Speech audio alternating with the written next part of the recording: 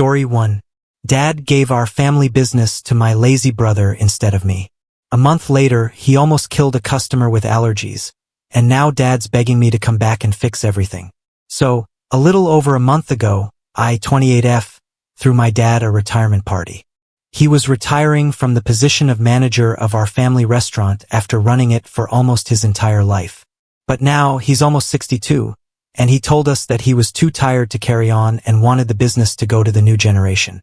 I very foolishly had assumed that he meant me, since I had given the past 5 years of my life to this restaurant. My family owns an Italian restaurant chain, and we also operate in 2 other locations across the city. One is run by my uncle, and the other is managed by my uncle's daughter. However, the branch that we run is the most popular one, and my father is the rightful owner. My uncle is not actually my dad's biological brother. For context, this all started when my grandfather started his first restaurant. That's where the business originated. Our location is actually the original location of the restaurant that my grandfather opened up with my grandmother and ran for several years until my father took over from them. Then, he expanded the business and opened up 2 new restaurants in different locations. That's where my uncle came in. He quit his job and started the other restaurant when we opened up. His daughter started managing that, so the business has always stayed within the family. When my dad announced his retirement a couple of weeks before I threw the party, I obviously expected him to hand it over to me. My uncle was not a contender to inherit the business because he was also around the same age as my father, maybe a couple of years younger, and was planning to retire in a couple of years anyway. His daughter had been running the new location for just 2 years when we started it, which is a lot less experience than I have, since I've been committed to this restaurant for the past 5 years. Ever since I was 23, I quit my corporate job to work with my father because one day I hoped to inherit the family business and take it to new heights of success. I just assumed that it would be me, since I was the strongest contender to inherit the business. My uncle was retiring around the same time as my father, and my cousin was too young and inexperienced to handle everything on her own, so I just knew that it would be me. My father never said it to me outright, and it was pretty stupid of me not to demand it in writing or something, but I guess it was just known that I was going to inherit it. However, my father threw me a curveball at the very last moment, on the day of his retirement party, by announcing that it would be my bratty brother who would be inheriting the business. I have 2 siblings, an older brother and a younger one. My older brother, Charles, 34M, has no interest in the restaurant business and chose the medical way. He's a surgeon. My younger brother, Derek, 26M, has no interest in anything at all and does nothing all day. He is a good-for-nothing brat, and nobody in the family likes him. I don't have a problem with the fact that he does nothing all day and has no talents, but I definitely have a problem with his attitude. He has achieved nothing in his life, and yet he acts like he's the best and deserves every good thing that happens to him. It's mostly my parents encouraging this behavior. Anytime that Charles and I try to say something about it, they shut us down by telling us that he needs this sort of positive encouragement so that he actually decides to explore his career options and ends up as something, not just a freeloader who ends up relying on his parents for the rest of his life. He graduated from community college a couple of years ago, and since then he has been fired from at least 5 jobs. He can just never make it stick because he has a massive attitude problem. I don't know what it is or why he thinks that way, but he thinks that he is on the same level as God himself and nobody can question him. We have to put up with it because we are his family, but in the real world, nobody would put up with this kind of behavior, least of all his employers. So it's no surprise that he has been fired from every job he has within a couple of months. He's not very skilled at anything, and even the jobs he did get before this, it was my father who got him those positions through his connections. So he really can't do anything for himself. He's just a massive screw-up, and he doesn't even know what he wants to do with his life. For the past couple of years, after he got fired from his last job 2 years ago, he had just been sitting at home and leeching off of his parents. And the worst part is that he doesn't even seem to feel bad or ashamed of it, and it's just super frustrating because our parents don't say anything to him either and are just letting him live like this instead of doing something about it. It's unfair as well because when it came to us, they were constantly pushing us to do better and not to sound ungrateful about it, since Charles and I are doing pretty well in our lives, but it just sucks to see them be so lenient with Derek.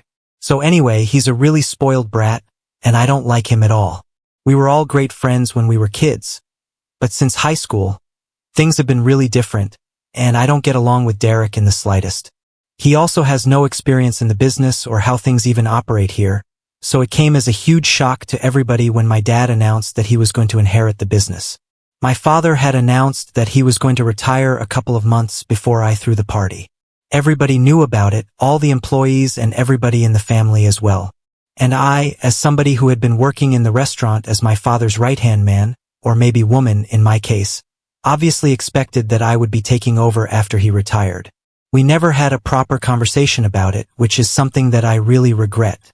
I had just taken it for granted, and maybe that's what led to my undoing. Although a couple of times he had mentioned certain things about how when he had retired he wanted me to do certain things, so I just took it as a sign that since he was telling me what he wanted me to do after he had retired, he would obviously leave me in charge. It just never would have ever occurred to me that maybe he would not leave the business to me because I trusted my father. He had never given me any reasons not to. Maybe he did treat Derek differently, but that did not mean that he treated me badly and was always very loving and respectful towards me, both as a daughter and an employee. Anyway, when he announced it, I decided that I was going to throw him a party, and it didn't even occur to me that he had not announced his successor, since I knew that it would be me. So on the day of the party, when he decided to announce that he would be allowing Derek to take over, I was in shock. Not just me. I think everybody was present at the party, right from all the employees to my mother herself. Everybody was in shock. Everybody had believed that I would inherit it, since for 5 years I had been slogging at the restaurant and trying to make sure that everything was perfect. And after 5 years, it was Derek who was going to take over the business. None of it made sense to me, and it was not until my father pulled Derek to his side, and Derek very smugly announced that he accepted his new position, that it finally sunk in, and I literally stormed out of the restaurant. I was in tears, and I was obviously very devastated. A couple of minutes later, my father followed me out, and he tried to explain to me that he had his reasons for making this very difficult decision. I was very upset, but I still decided to hear him out, and his reasons were just as stupid and unreasonable as his decision. He told me that his decision had been influenced by the fact that Derek was actually good for nothing, and he knew it. In the past 2 years, while Derek had been sitting at home, he had tried really hard to get him to go out and look for a job and do something with his life, but he just took everything really casually. So now he thought that maybe putting him in a spot where he absolutely had to be responsible, like managing the restaurants, would force him to step up and become a better worker, since now he would be working to sustain his own life and family business.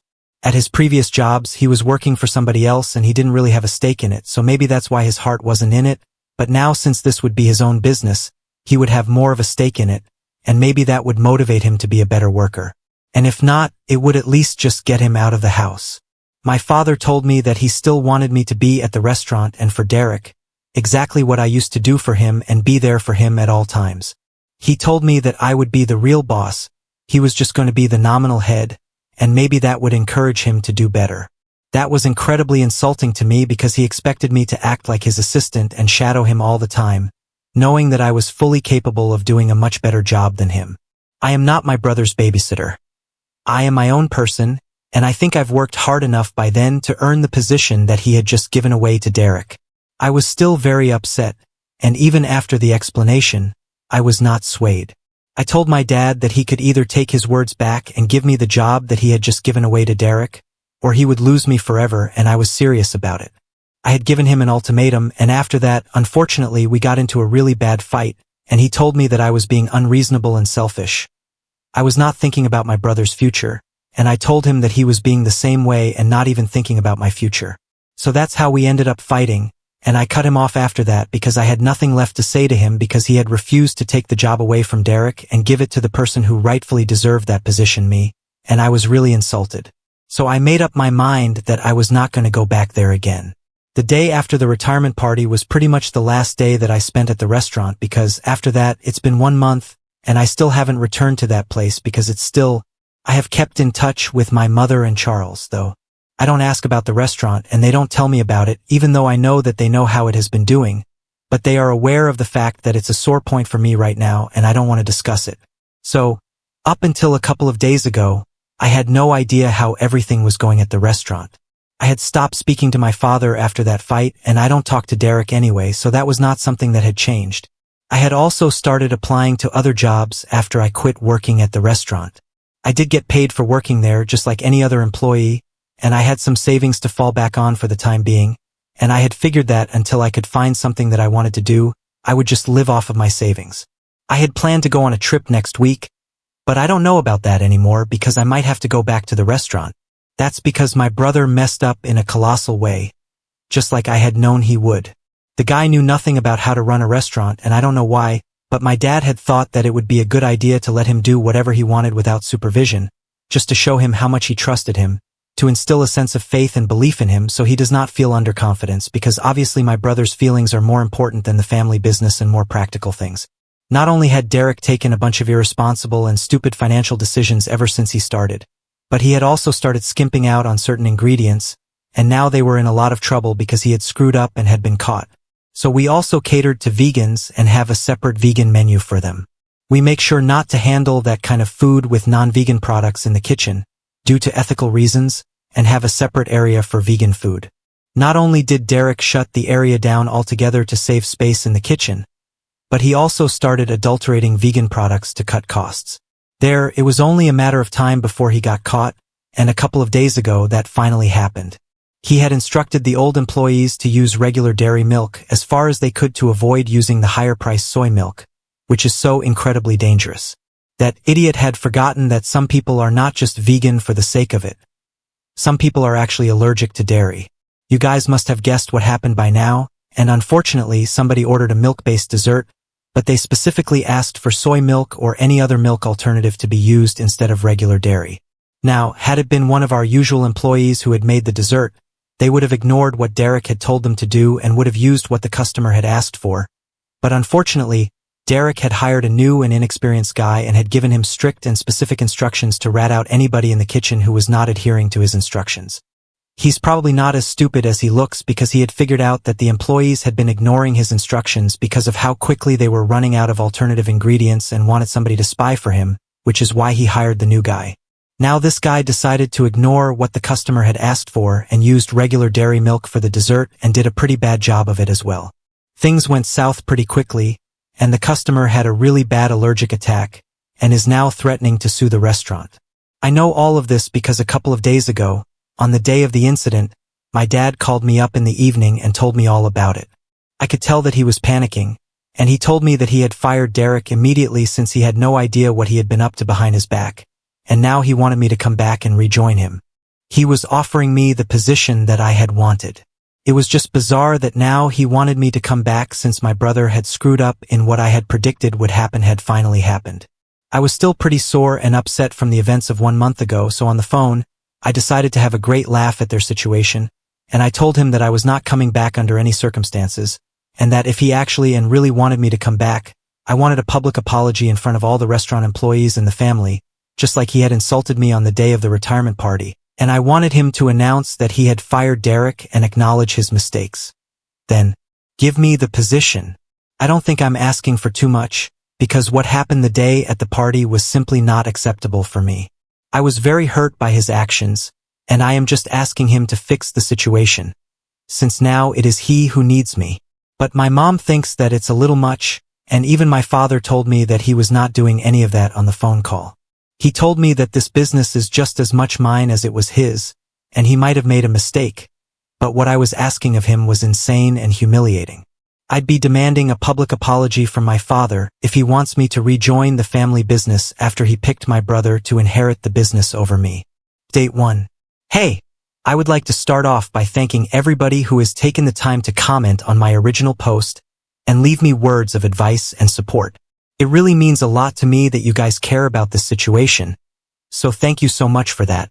Now, coming to what I have decided that I'm going to do, I took a few days to think about what I want to do, and I have decided that I'm going to go back to the business. It was not an easy decision to make because I would have to put my pride aside, but at the end of the day, I have given 5 years of my life to that place, and no matter what happens, I cannot change the fact that I really want to be the one who takes this business forward. And I would really want somebody to carry the business on instead of just shutting it down, since I know that my dad will not be around forever.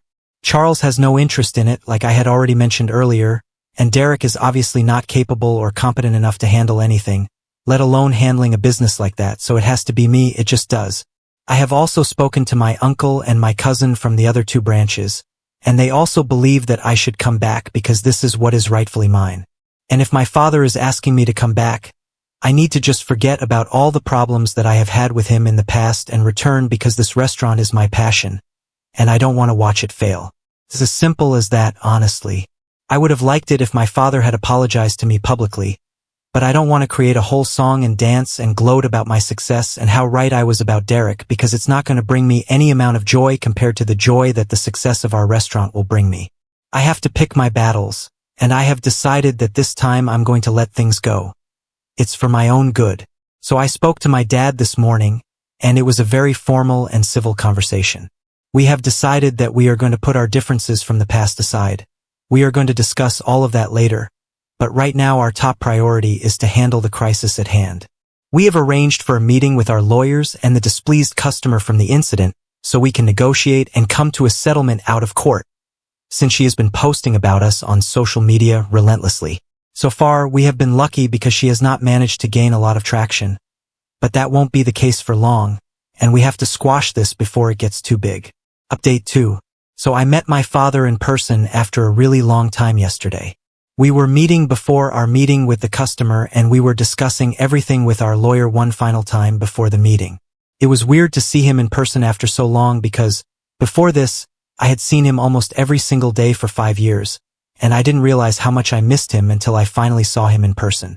We did not speak much to each other because most of the talking was being done by our lawyer, and we had to pay attention to that since this was important, but I could tell that there were a lot of things that we had to discuss, and right now was not the right time, but we had to talk about things eventually. He hasn't really apologized to me properly yet, and neither has he brought up anything about the incident from 1 month ago, but things were really cordial and civil between us. And this is our first in-person interaction after our big fight 1 month ago, so I was expecting things to be a little weird. They were not, though. I'm thankful for that. After our meeting was over, he asked me to come home so I could see my mom as well, since it's been a really long time since I met her as well, and I had stopped visiting home after the retirement party. I had to say no because I had a prior engagement since I had been invited to a friend's engagement party last evening, so I had to decline my dad's invitation to come home. Interestingly, I had asked him yesterday if I would find Derek at home or not, and my dad told me that I would not. I know that Derek is not living with him anymore, and I was really curious to know where he was or how that happened, but my dad did not offer any more information about it and made it obvious that he didn't want to discuss it, so I did not push further and ask him anything else about it. I did speak to Charles about it, and he told me that he had known that Derek had moved out a couple of days after he was fired, but he doesn't know if that was something that Derek chose or if it was something that my parents asked him to do, so things are a little bit unclear on that front even now, but I'm going to speak to my dad later about this and get to the bottom of what's going on. The meeting itself went pretty well. I had assumed that it was going to be really rough because of the circumstances. It's a serious breach of a lot of ethical codes. What happened was unacceptable, and it never would have happened if my dad or I were in charge. But the customer seemed pretty reasonable and told us that the only reason she had threatened to sue, and was complaining about it so much on social media, was that even after the incident had taken place, instead of acknowledging the fact that there had been a mistake, the manager had insisted that it was she who had messed up and not specified that she had a dairy allergy and didn't even mention that she wanted soy milk to be used. So the fact that the blame of the situation had been pinned on her, then she knew fully well that it was not her fault. That's what made her agitated. We realized how big of an idiot Derek was when we got to know about the entire situation. Since before this she had refused to entertain any discussions with us without her lawyer. On her social media posts, she had mentioned certain things about how the management of our restaurant had behaved with her, but hadn't gone into much detail about it because she was scared of being sued right back for defamation, since the situation was just her word against Derek, and he had been in touch with her telling her that she had to take the post down and claiming that she was lying and he would sue her, which is why she hadn't gone into much detail. My dad and I had not been able to find out exactly what had happened. The waiter who had taken down her order was obviously scared to lose his job, so he had sided with Derek, and I don't really blame him for it. These are people who need their jobs and won't do anything to risk it, even if it means having to occasionally cover up for their employers. The new guy that Derek had hired was obviously never going to turn his back on Derek, so he also insisted that the waiter had told him nothing about soy milk or any alternatives, which is why he had used regular dairy milk and insisted that the customer was lying and making up stories to defame us, probably in a bid to get some money out of this. Anyway, we assured her that the person who was in charge had been fired, and now we are the people who are handling this, so we are going to make sure that nothing of this ever happens again. We were able to come to a settlement, thank God for that, and she promised us that she would take down her posts and let this one go. We lost quite a lot of money in the process, but at least the mess that Derek had created has been cleaned up now, so my dad and I can breathe a sigh of relief. Update 3. Hi! It has been a month since I rejoined working at the restaurant, and I have never been happier, honestly. Took me a month to realize just how miserable I had been when I was not working here. I know I have had my differences with my father in the past, but this place, I love it. I want to take it to new heights, and I'm going to do that. As for my father, we are also trying to work things out, and we have made a lot of progress. I have been in touch with my parents, and we have decided that as a family we need to spend way more time together than we really do. I talked things over with my dad a couple weeks ago now that I was going to be working at the restaurant again, and he told me that he and my mother were really sorry about the way that they had been treating me and Charles. They said that they always had known that Derek was kind of the weakest link among all of us, and they had just wanted to bring him up to a level where he could compete with us and not feel inferior, but in doing so, they had probably boosted his ego to a place of no return, and now he thought the world of himself without actually bothering to work on himself. So the day that my father fired him, it hurt his pride, and he decided to move out after that. He cut everyone off and refused to speak to them, but my dad had managed to speak to a few people and had found out that he was currently living with a friend and working at the local video game store, so at least he's doing something and trying to get by on his own, which is good for him. My family, including Charles and his wife, get together for dinner every weekend, and even Derek has been invited several times because it would be rude not to. But he has refused to respond, but that's his personal choice. It hardly matters to me since I have nothing to do with that guy. I wish the best for him in the future, but I don't want anything to do with him. Spending time with my family has been great for me, and my father and I are finally getting back to a place of normalcy, and I love it. Life has been pretty great recently, and I have no complaints. I'm finally doing what I love, and I am building something that I believe in. I don't think I could have asked for more, and I'm finally back on good terms with my family. I think that's pretty much all that a person needs to be happy. Now on to the next story. Story 2. Before we start, if you're enjoying this video so far, please consider liking and subscribing to the channel. Now let's continue. My possessive girlfriend has sex with her coworker to make me feel jealous. I ended my 3-year-old relationship with her as punishment. I, 28, am at a crossroads in my relationship, and I could really use some outside perspective. I've been living with my girlfriend, Lucy, 28F, for the past 2 years, and now I'm facing a tough decision about whether to marry her or not. To explain my dilemma, I need to start from the beginning. Lucy and I have a long history that goes back to our school days. We were classmates throughout high school, but back then we couldn't stand each other. Our relationship was marked by constant arguments and competition. We'd bicker about everything, from group projects to who got to use the last piece of chalk in class. I thought she was bossy and overbearing, while she probably saw me as a lazy troublemaker. I vividly remember this incident in 10th grade when we were paired up for a science fair project. It was supposed to be a simple assignment, but with us, nothing was ever simple. I wanted to do something on renewable energy, solar panels, wind turbines, that kind of thing, but Lucy was dead set on a project about genetics. We argued for days, neither of us willing to budge.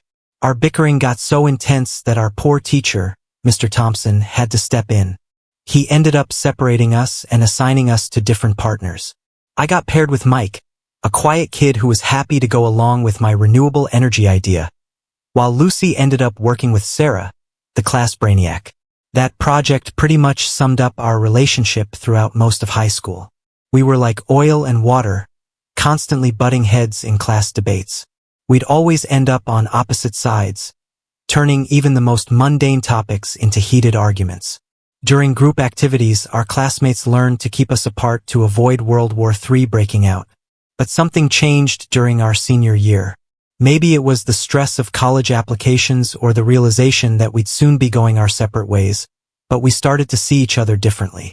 I began to notice things about Lucy that I'd overlooked before, like how dedicated she was to her studies, often staying late after school to help tutor younger students, or how fiercely she stood up for her friends when anyone tried to bully them. There was this one time when our school newspaper published an article criticizing the student council, of which Lucy was a member. Instead of getting defensive, she organized a forum where students could voice their concerns directly to the council. I remember being impressed by how she handled the situation with maturity and openness. Lucy's sharp wit, which I had once found irritating, began to amuse me. I found myself looking forward to our verbal sparring matches, enjoying the challenge of keeping up with her quick mind, and I couldn't help but admire her determination and drive. When Lucy set her mind to something, there was no stopping her. The turning point came during our school's winter formal in senior year. I almost didn't go. Dances weren't really my thing, but my best friend dragged me along, insisting I couldn't miss our last winter formal. I remember standing by the punch bowl, feeling awkward and out of place, when Lucy walked in. She was wearing a stunning blue dress that brought out the color of her eyes, and her usually unruly curls were styled into elegant waves. For the first time, I saw her as more than just my annoying classmate. She was beautiful and confident, and suddenly I couldn't take my eyes off her. To my surprise, Lucy made her way over to me. We started talking, first about trivial things like the tacky decorations and the terrible DJ, but soon we were deep in conversation about our hopes for college and our fears about the future. We ended up talking for hours that night, discovering we had more in common than we ever realized. But despite the connection we felt, neither of us had the courage to admit our growing feelings. The timing just didn't seem right, with graduation looming and our paths about to diverge. After graduation, we went to different states for college. I headed to California to study engineering at Stanford, while Lucy went to New York to pursue a business degree at NYU. We lost touch over the years, both of us busy with our new lives and experiences.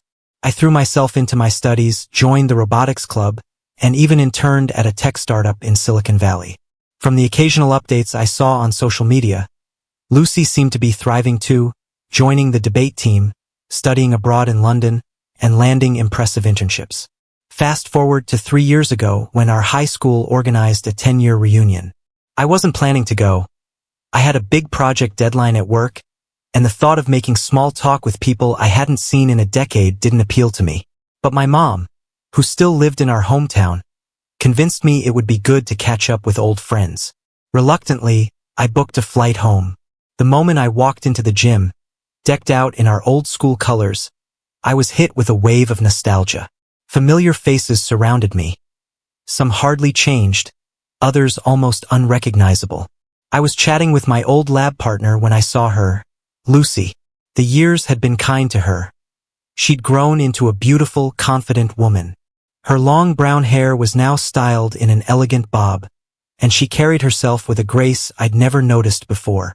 She was laughing at something someone had said, and the sound carried across the room, drawing my attention like a magnet.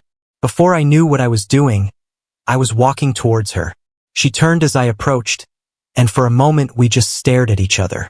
Then her face broke into a wide smile, and suddenly it was like no time had passed at all. We spent the entire evening catching up.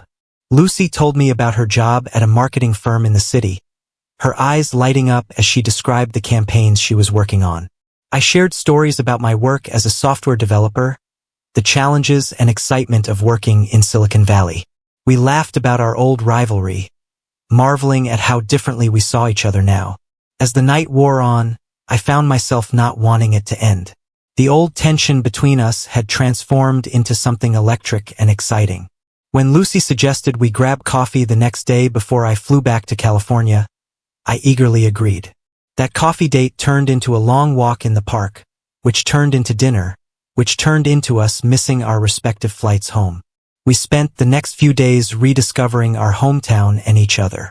By the time we finally said goodbye at the airport, we had agreed to give a long-distance relationship a try. The next year was a whirlwind of weekend visits, long phone calls, and planning our next reunion. We took turns visiting each other, exploring our new cities together. I loved Lucy's adventurous spirit. She was always up for trying new restaurants or checking out obscure art galleries. She challenged me to step out of my comfort zone and I found myself growing in ways I never expected. I remember this one weekend when Lucy visited me in San Francisco. We decided to take a spontaneous road trip down the coast to Big Sur. We got lost, our car broke down, and we ended up spending the night in a motel that had definitely seen better days. But instead of complaining, Lucy turned it into an adventure. We spent the evening on the beach watching the sunset and talking about our dreams for the future. It was during that trip that I realized I was falling in love with her. About a year into our relationship, we decided to take the plunge and move in together. We chose a city halfway between our jobs and found a cozy apartment with a view of the park. Those first few months of living together were magical. We'd cook dinner together, experimenting with new recipes and laughing at our culinary disasters. We'd stay up late binge-watching TV shows, debating plot twists and character developments. Lazy Sunday mornings were spent cuddling in bed, planning our future adventures. But as time went on, I started noticing some issues. Lucy's possessive and jealous nature, which I'd initially found endearing, began to feel suffocating. At first, it was little things. She'd get upset if I took too long to reply to her texts or if I mentioned hanging out with female coworkers. I brushed it off, thinking it was just a phase or a sign of how much she cared. There was this incident about a year ago that should have been a red flag. I had a female colleague, Emma, who was going through a tough divorce. As a friend, I offered to lend an ear over lunch. When I mentioned this to Lucy, she flew into a jealous rage, accusing me of having feelings for Emma. It took hours to calm her down and reassure her that Emma was just a friend in need. Things came to a head about 6 months ago. I had a new project at work that involved collaborating closely with a female colleague, Sarah. Lucy became increasingly agitated whenever I mentioned Sarah's name. She'd ask probing questions about our interactions and imply that Sarah might have ulterior motives. One evening, I came home late after grabbing dinner with my team to celebrate a successful project launch. Lucy was waiting up, her face a storm of emotions. She accused me of cheating on her with Sarah. Despite my protests that it was just a work event, we had a huge argument that night, with Lucy demanding to see my phone and emails to prove my innocence. I was shocked by her lack of trust and tried to have a calm discussion about her jealousy. But instead of addressing the issue, Lucy surprised me by saying we should get married.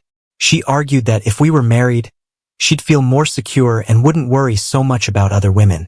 This brings me to my current dilemma. I love Lucy. She's smart, funny, and we share so many great memories. But her jealousy and possessiveness have become a major issue in our relationship. I'm worried that if we get married, these problems will only intensify. I've tried to talk to her about it multiple times, but she either dismisses my concerns or turns it around on me, accusing me of not loving her enough. Last week, I suggested we try couples therapy to work on our communication and trust issues. Lucy took this as an insult, saying that if I really loved her, we wouldn't need therapy. I feel stuck between a rock and a hard place. On one hand, I can see a future with Lucy. I love the way her eyes crinkle when she laughs, how passionate she gets when discussing a book she's read, the way she always remembers to call my mom on her birthday. We've talked about our dreams of traveling the world together, maybe starting a family someday. On the other hand, I'm not sure I can handle a lifetime of constantly proving my fidelity and walking on eggshells around other women. I worry about what this could mean for my career. Would I have to pass up opportunities that involve working with female colleagues? What about my friendships with women? I don't want to live my life feeling guilty for every innocent interaction. I'm also concerned about how Lucy's jealousy might affect our future children if we decide to have them. I wouldn't want them to grow up thinking that this level of possessiveness is normal or healthy in a relationship. Part of me wonders if I'm overreacting. Is this level of jealousy normal? Am I being unfair to Lucy by not understanding her insecurities? But then I remember the look of distrust in her eyes when she demanded to see my phone, and I feel my stomach twist. I've thought about ending the relationship, but the idea of losing Lucy terrifies me. Despite our problems, she's been a huge part of my life for so long. The thought of not having her to share my day with, to laugh with, to dream with, it's almost unimaginable. But then I think about the future. If we're having these problems now, How much worse could they get after we're married? What if we have kids and Lucy's jealousy extends to them? What if I spend the rest of my life feeling distrusted and constrained? I could really use some outside perspective on this. Am I overreacting to Lucy's jealousy? Should I give in and propose, hoping that marriage will solve our problems? Or am I right to be cautious about committing to someone who doesn't seem to trust me? How do I balance my love for Lucy with my concerns about her behavior? If anyone has been in a similar situation or has any advice, I'd be incredibly grateful. I feel like I'm at a crossroads, and I'm terrified of making the wrong choice. Edit. Wow, I didn't expect this post to blow up like it did. Thank you all for your insights and advice. I've got a lot to think about. Update 1. It's been about 2 weeks since my last post, and I want to thank everyone who took the time to offer advice and share their own experiences. Your comments gave me a lot to think about, but I'm afraid I might have waited too long to make a decision. Things have taken a drastic turn for the worse, and I'm still reeling from what's happened. For the past 2 weeks, Lucy has been growing increasingly frustrated with my indecision about her marriage proposal. We've had several tense conversations where she's accused me of not being committed to our relationship. I've tried to explain that I just need more time to think things through, that marriage is a big decision, and I want to make sure we're both ready. But Lucy sees my hesitation as a rejection, a sign that I don't love her as much as she loves me. The atmosphere in our apartment has been tense, to say the least. Lucy has been alternating between giving me the cold shoulder and picking fights over the smallest things. Last Tuesday, she blew up at me because I forgot to put my coffee mug in the dishwasher. What should have been a minor annoyance turned into a full-blown argument about how I don't respect her or our home. I felt like I was walking on eggshells, never sure what might set her off next. Last Thursday, I came home from work exhausted after a long day of debugging a particularly tricky piece of code. As I walked into our living room, I was surprised to see Lucy sitting on our couch with a guy I'd never seen before. They were sitting unusually close, and I immediately felt uncomfortable. Lucy introduced him as Ari, a colleague from her office. She mentioned that he'd come over to spend the evening with us, but something about the situation felt off. Throughout the evening, I noticed changes in Lucy's behavior. She was touchy-feely with Ari, laughing at all his jokes, and seemed to be going out of her way to make physical contact with him. She kept touching his arm when she talked, and at one point she even sat on the arm of his chair, her body angled towards him. It was so unlike her usual self that I didn't know how to react. I tried to join in the conversation, asking Ari about his work and his hobbies, but Lucy kept steering the discussion back to inside jokes and shared experiences that excluded me. I felt like a third wheel in my own home. At one point, Lucy suggested we play a board game. As she was setting it up, I saw her lean in close to Ari, whispering something in his ear that made him laugh. The intimate gesture made my stomach churn. As the night wore on, I found myself growing more and more uncomfortable. Lucy was acting like a completely different person. Flirtatious, giggly, and overly animated. It was like watching a stranger wearing my girlfriend's face. I kept trying to catch her eye to silently ask what was going on, but she studiously avoided my gaze. When Ari finally left around 11 p.m., I helped Lucy clean up in silence, my mind racing with questions and doubts. After we finished, Lucy turned to me with an expectant look on her face. "So," she said, her tone casual but with an underlying edge, "how did you like Ari?" I struggled to keep my voice neutral as I replied that he seemed nice. Lucy pressed further, asking if I had noticed anything about how she interacted with him. I tried to keep my cool and told her I didn't feel anything in particular, that it was nice to meet her work friend. This seemed to make her angry, and her face clouded over. Without another word, she stormed off to bed, leaving me confused and hurt in the living room. I barely slept that night, my mind replaying every interaction, every touch, every laugh between Lucy and Ari. I told myself I was overreacting, that Lucy was just being friendly with a colleague, but a nagging voice in the back of my head wouldn't let me believe it. The next morning, Lucy left for work before I woke up, which was unusual for her. I went about my day, trying to focus on work but constantly distracted by thoughts of the previous night. Around lunchtime, My phone buzzed with a message from Lucy. My heart dropped when I saw it was a video. With shaking hands, I pressed play, and my world shattered. The video showed Lucy having sex with Ari. The timestamp showed it had been recorded just an hour ago, presumably during Lucy's lunch break. I felt like I was going to be sick. I couldn't believe that Lucy, the woman I'd loved for years, would do something so cruel and manipulative. I left work early, unable to concentrate, and went home to confront Lucy. When she arrived, I was sitting on the couch, the same couch where she'd been flirting with Ari the night before. I asked her calmly about the video. To my shock, she didn't even try to deny it or act remorseful. Instead, Lucy launched into a speech about how she wanted me to feel the same pain and jealousy that she felt whenever I interacted with other women. She said she thought that, by making me jealous, I'd finally realize how much I loved her and propose. Lucy explained that she had been planning this for weeks, ever since I failed to immediately accept her marriage proposal. She had deliberately cultivated a friendship with Ari, knowing he was attracted to her, just to use him in this scheme. I was stunned into silence. The Lucy I thought I knew would never have done something like this. As I sat there trying to process what she was saying, Lucy continued to justify her actions. She claimed that she only did it because she loved me so much and couldn't bear the thought of losing me. She said she wanted me to understand how she felt every time I talked to a female colleague or friend. That was the moment I knew our relationship was over. I told Lucy that her actions were unforgivable and that I was breaking up with her.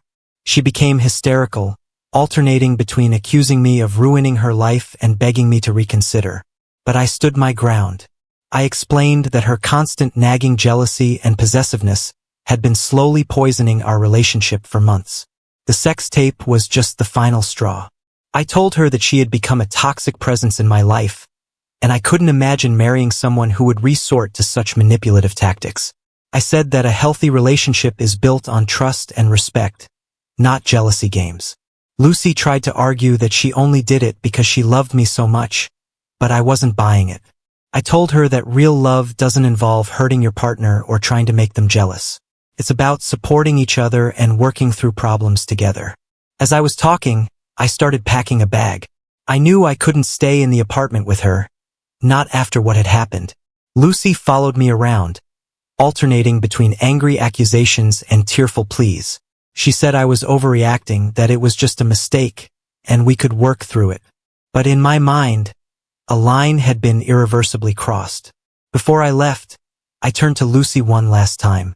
I told her that I hoped she would get help, that this level of jealousy and insecurity wasn't healthy for her or for any future relationship she might have. She screamed at me that I was the one with the problem, that if I had just committed to her, none of this would have happened.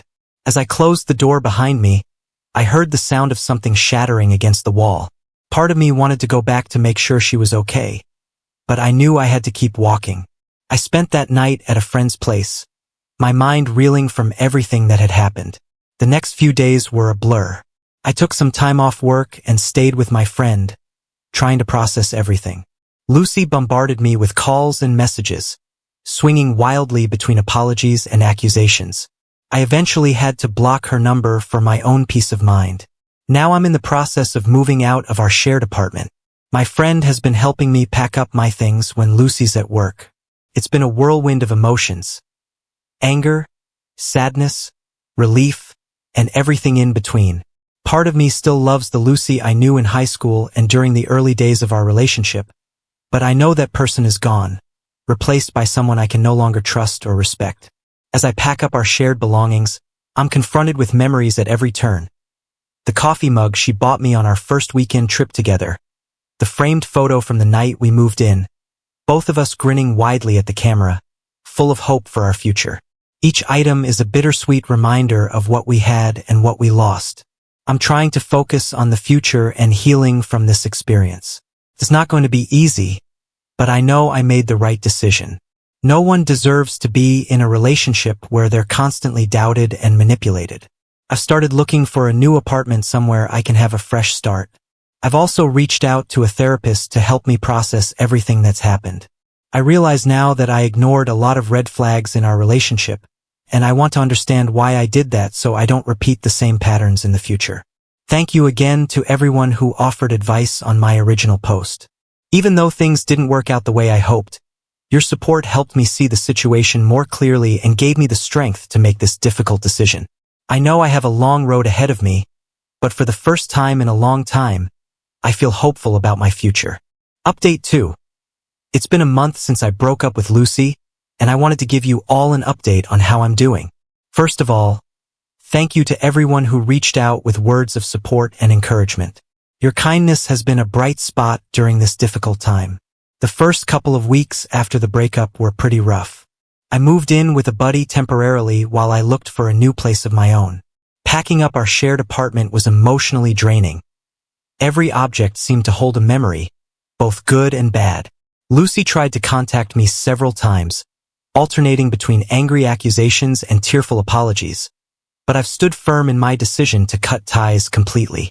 I've been focusing on self-care and healing. I started seeing a therapist to work through my feelings about the relationship and the breakup. It's been helpful to have a neutral party to talk to, especially when dealing with the complex emotions that come with ending a long-term relationship. My therapist has been helping me recognize the patterns of emotional manipulation in my relationship with Lucy and working on strategies to establish healthier boundaries in the future. I've also been reconnecting with friends I'd somewhat neglected during my relationship with Lucy. It's been great to rebuild those connections and remember who I am outside of a romantic partnership. I've even taken up rock climbing with a group from work. It's a great way to challenge myself physically and mentally, and the endorphin rush doesn't hurt either. Work has been a welcome distraction. I've thrown myself into a new project, which has been keeping me busy and giving me a sense of accomplishment. My colleagues have been understanding and supportive, which I really appreciate. I've been honest with my boss about what happened, and he's been great about giving me the flexibility I need to attend therapy sessions and look for a new place to live. Of course, it's not all smooth sailing. There are still moments when I miss Lucy or find myself wondering if I made the right choice. But then I remember the video she sent and how manipulated and disrespected I felt, and I know I did the right thing for my own well-being. My therapist has been helping me work through these moments of doubt and reinforcing the importance of prioritizing my mental health. I'm not ready to start dating again yet, but I'm hopeful about the future. This experience has taught me a lot about what I want and don't want in a relationship. I know now that trust and mutual respect are non-negotiable for me. I'm taking this time to focus on myself, to rediscover my interests and passions, and to build a life that makes me happy on my own. To anyone going through a similar situation, hang in there. It gets better.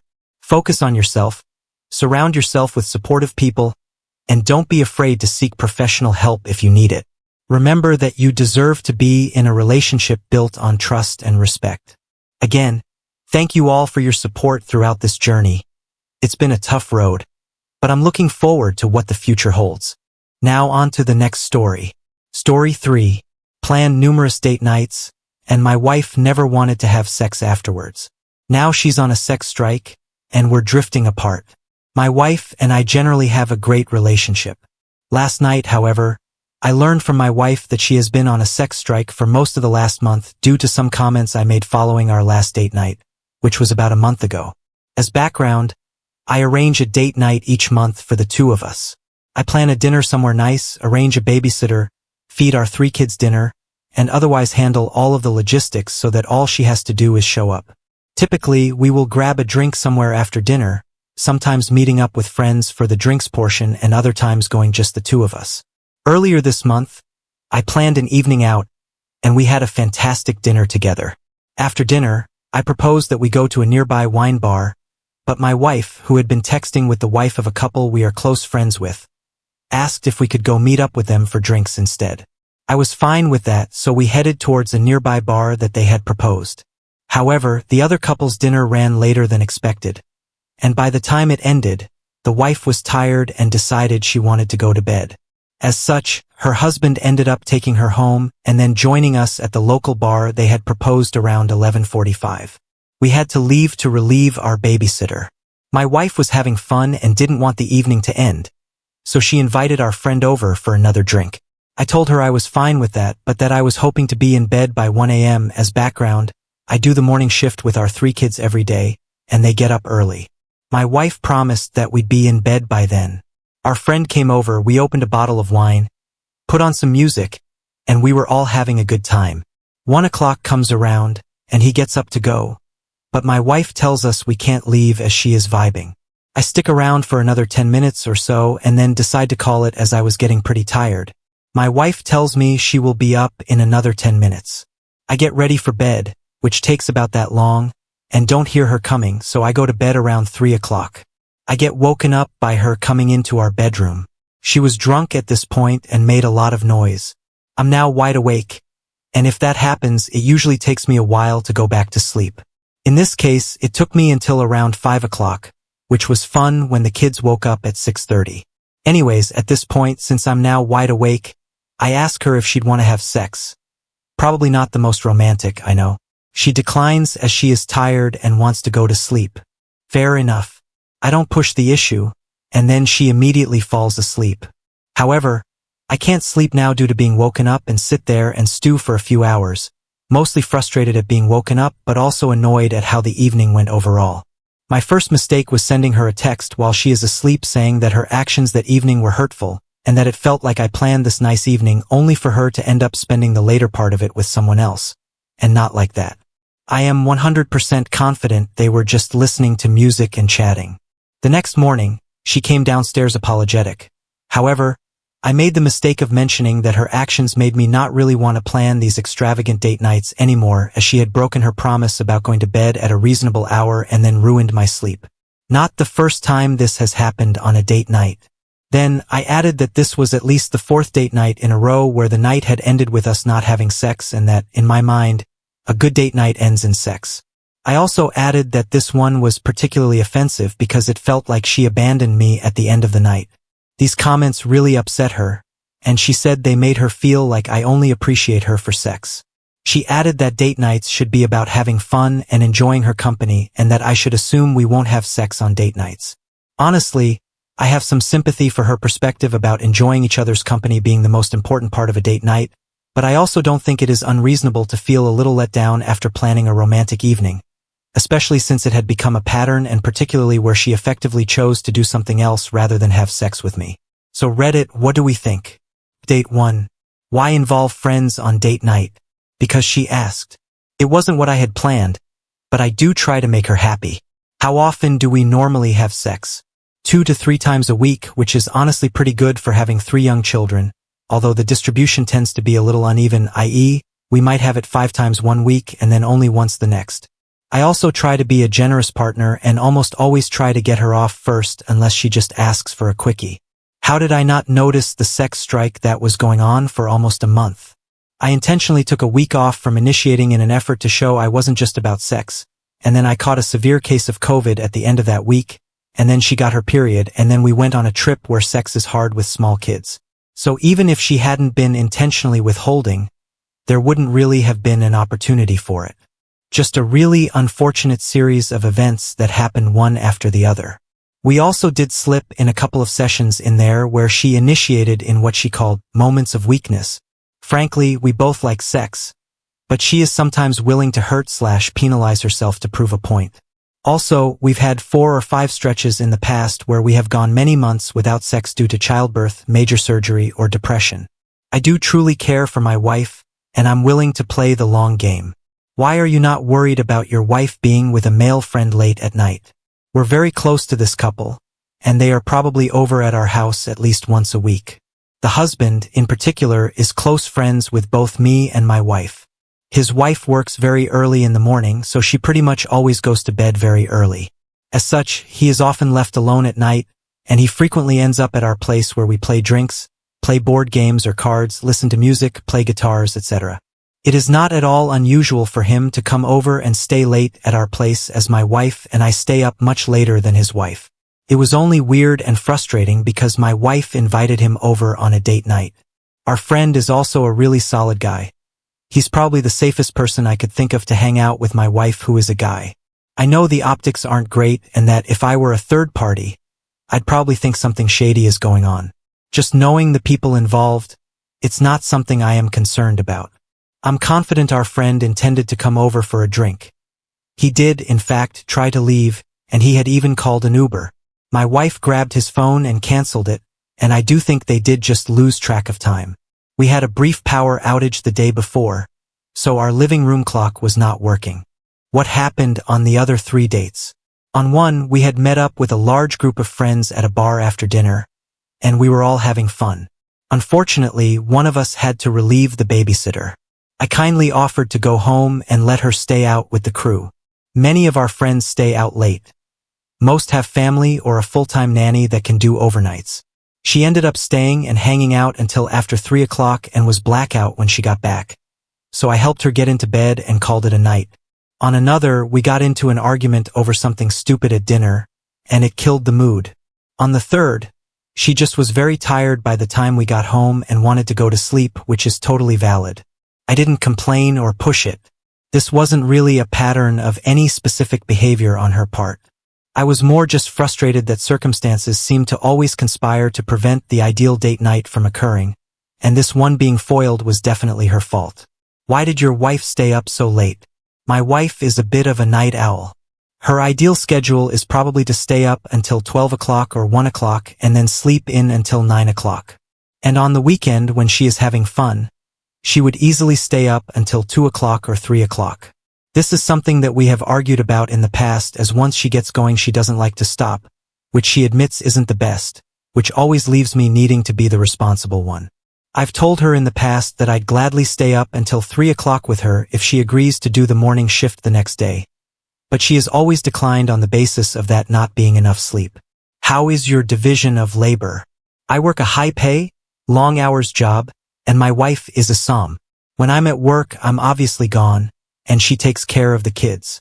When I'm not working, I probably do 60% of the household labor, and she does 40%. I try to do the heavy lifting with the kids when I'm home because taking care of 3 young kids is exhausting, and I know she appreciates the break. In particular, I do the morning shift, which we both view as the worst one. She is definitely appreciative of all the household labor I do and, as stated, she recognizes that I do more than any of our male friends. Is your wife a good mom? She's a fantastic mom. Really, truly fantastic. She puts in a ton of effort making our kids' lives fun and full of whimsy. She's all their friends' favorite mom since she's fun and cares about them. She goes 100% when taking care of the kids, which I think is why she sometimes parties perhaps too late and doesn't want the night to end, as taking care of kids really is draining, especially if you go max effort. How is your relationship otherwise? We both do thoughtful things for one another. I make her coffee every morning and leave a note for her next to the mug. She helps my mom with tech support, which is a true act of love. I did it for years and hated it. I buy her flowers about once a week and will randomly surprise her with small gifts. She will buy me less frequent but larger and more thoughtful gifts. If you take sex out of the equation, the relationship is great, and until a few weeks ago I would have told you that it was great too. Are you an unreliable narrator? I hope not. I think if you asked my wife what happened, she would agree with essentially everything I've said. I think she would probably just add some additional background information, the big one being that we have had arguments about sex in the past. We had a bad argument about 9 months ago that led to about a month-long hiatus after I complained to her that we never had sex while on vacation, and we probably take 10 or so trips a year, although many of them are just for long weekends. Her view was that we usually have kids in a room directly adjacent to us and often other adults, since we typically do an Airbnb with friends or go to a friend's vacation home, and that she would be mortified if our kids or friends heard us. It's honestly a valid point, and she convinced me of it. I stopped trying on vacation unless she initiates, which she still does periodically, but she did feel that I was ungrateful in light of all the normal sex we were having, and that she needed to reset expectations so that sex was special rather than a usual occurrence. I get the sense that her current sex strike is essentially the same thing. Is this fake? Unfortunately, no. I'm very much a real human. Beep boop beep boop. Update 2. So in the future, she said she wants date nights to be just the two of us. We can do meetups with others on other days. This was what I was going to ask for, but she beat me to it. I also promise not to complain about sex, even where, like in this case, it was not the primary complaint but part of a larger complaint, and not to send grumpy texts while she is sleeping and instead just talk to her in the morning. So communication wins again. We got into a fight over this the next morning, and I told her it was hurtful that on a date night she decided to hang out with a friend to finish the night rather than come to bed with me, and that a date night should ideally end in us having sex, not hanging out with others. This did not go over well, as it made her feel that I was only valuing her for sex and that I was ungrateful for how much sex we do have, which is admittedly a lot for a married couple with small children. Update 3. Welp, I posted about a month ago about how I was upset my wife invited our friends back over to our house at the end of a date night, and she and the husband ended up hanging out until 3 a.m. after I went to bed at 1 o'clock. A lot of people suggested they were having an affair and that I was blind to not see it. I swore and swore there was no way. I trust both of them, etc. Turns out Reddit was right. I was unpacking the car, and my wife had left her phone in there, and when I picked it up, a text from our friend flashed across saying how he wanted to kiss her and asking her to tell me she needed a night out and should go out to the bar with him. I know it's an invasion of privacy, but we know one another's passcodes, so I opened her phone and checked their text chain. She had been deleting his messages, but they were still in the deleted messages folder, and it wasn't great. They've been going on dates during the day when I'm at work, and he has said very suggestive things to her. I confronted my wife about it, and she claimed it was purely an emotional affair, that she knew he loved her and enjoyed the attention, and that she had been dealing with severe depression, which is true, and it was nice to have someone to talk to who wasn't me. That she still loved me, it was just very flattering to have the attention. I don't know whether that is all true or not, but I honestly do think she is telling the truth. She pretty much argued it wasn't that big of a deal because they didn't do anything physical outside of him kissing her once. And in her defense, the suggestive texts all came from him, so I don't know where we will end up. Just reality shattering, because I would have never thought either would betray me like this. Update 4. I had a true heart-to-heart with my wife 2 days after I learned of the emotional affair, and we are surprisingly in a really good place now. She apologized profusely, and her description and timeline of events is not as bad as I had feared. It is also consistent with what my former friend, we'll call him Rick, told me when I interrogated him, and I asked him first before my wife would have really had a chance to collaborate on a story in the event she wanted to do so. It is also consistent with what my wife's sister has told me. She views me like a brother and is a true ally. As backstory, Rick and his wife have been going through marital issues for quite some time. We were aware of this about 6 months ago. Things really went into a tailspin, and he started talking to my wife almost as a therapist. I know this sounds weird, but my wife is really good at listening to people's troubles and providing insight. She does this for a bunch of friends, admittedly essentially all women. It started out like once a week or so and gradually increased. By a couple of months ago, they were talking regularly, i.e. several times a week, but still only covering totally PC topics. My wife's sister actually confronted my wife and warned her that she thought Rick had fallen for her and that she needed to be careful. My wife was convinced that they were just good friends. The night of the infamous date night was actually still in this period. My wife admitted that the optics looked bad, but she really was just having a good time and was frankly pretty drunk and not thinking clearly. She did say, though, that after that night she realized that he might have feelings for her and that, in retrospect, it was pretty obvious. She felt bad about the date night fiasco and has been much better in that regard, and she also reduced her alcohol consumption. About 6 weeks ago, we went on a ski trip with 5 other families, including Rick and his wife. It was a horrible trip for him, and he and his wife fought a lot. One of the nights he got pretty drunk and asked my wife to meet him at the bar at our hotel since he needed to talk. While there, he told her that he loved her and wished that he had married her rather than his wife. My wife just told him, "I'm sorry. I had been putting the kids to bed when this went down and came down and inadvertently interrupted them right after they said this. I do remember some weird vibes in retrospect. My wife admitted she should have told me right then and there, but that she didn't want to blow up the trip for the whole friend group. As if she told me she was worried that I might make a scene. He then didn't say anything problematic for another week or two, and she chalked it up to him just being really drunk and really sad and hoped things could just go back to normal. Unfortunately, Rick's marriage took a turn for the worse about a month ago, and it seems pretty clear that they are getting divorced. My wife, who suffers from severe depression, also went into a depressive period around this time, in large part due to some familial issues. This was timed very poorly as I recently launched a new division at my company and have been working 60-hour weeks for the last 3 months or so. Both Rick and my wife felt isolated and lonely, and Rick started calling my wife virtually every day. They also started grabbing lunch once or twice a week. I guess he would meet her for lunch on his lunch break. The vast majority of their interaction was them talking about life, but he started saying inappropriate things in person like, "You're the most beautiful woman I know," or "You're gorgeous." He also started drinking heavily, and he would send suggestive texts when drinking which my wife claimed she would just ignore. The time he kissed her, I was actually home. The three of us had been hanging out, and I went to use the restroom.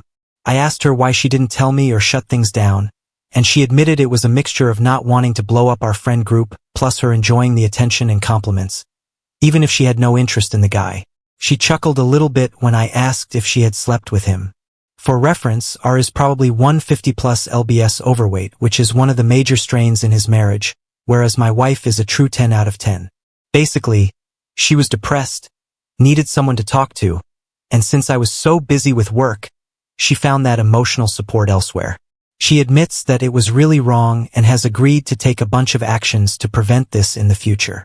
For me, I still struggle with why she would do some of this. For example, if he texts that you should come over and join him in the shower and you respond, "Why don't we do a lunch date instead?" From my view, that is pouring gasoline on a fire by showing you still want to meet with him, whereas she thought she was steering things away from problematic situations. Something shady can't happen in a public setting.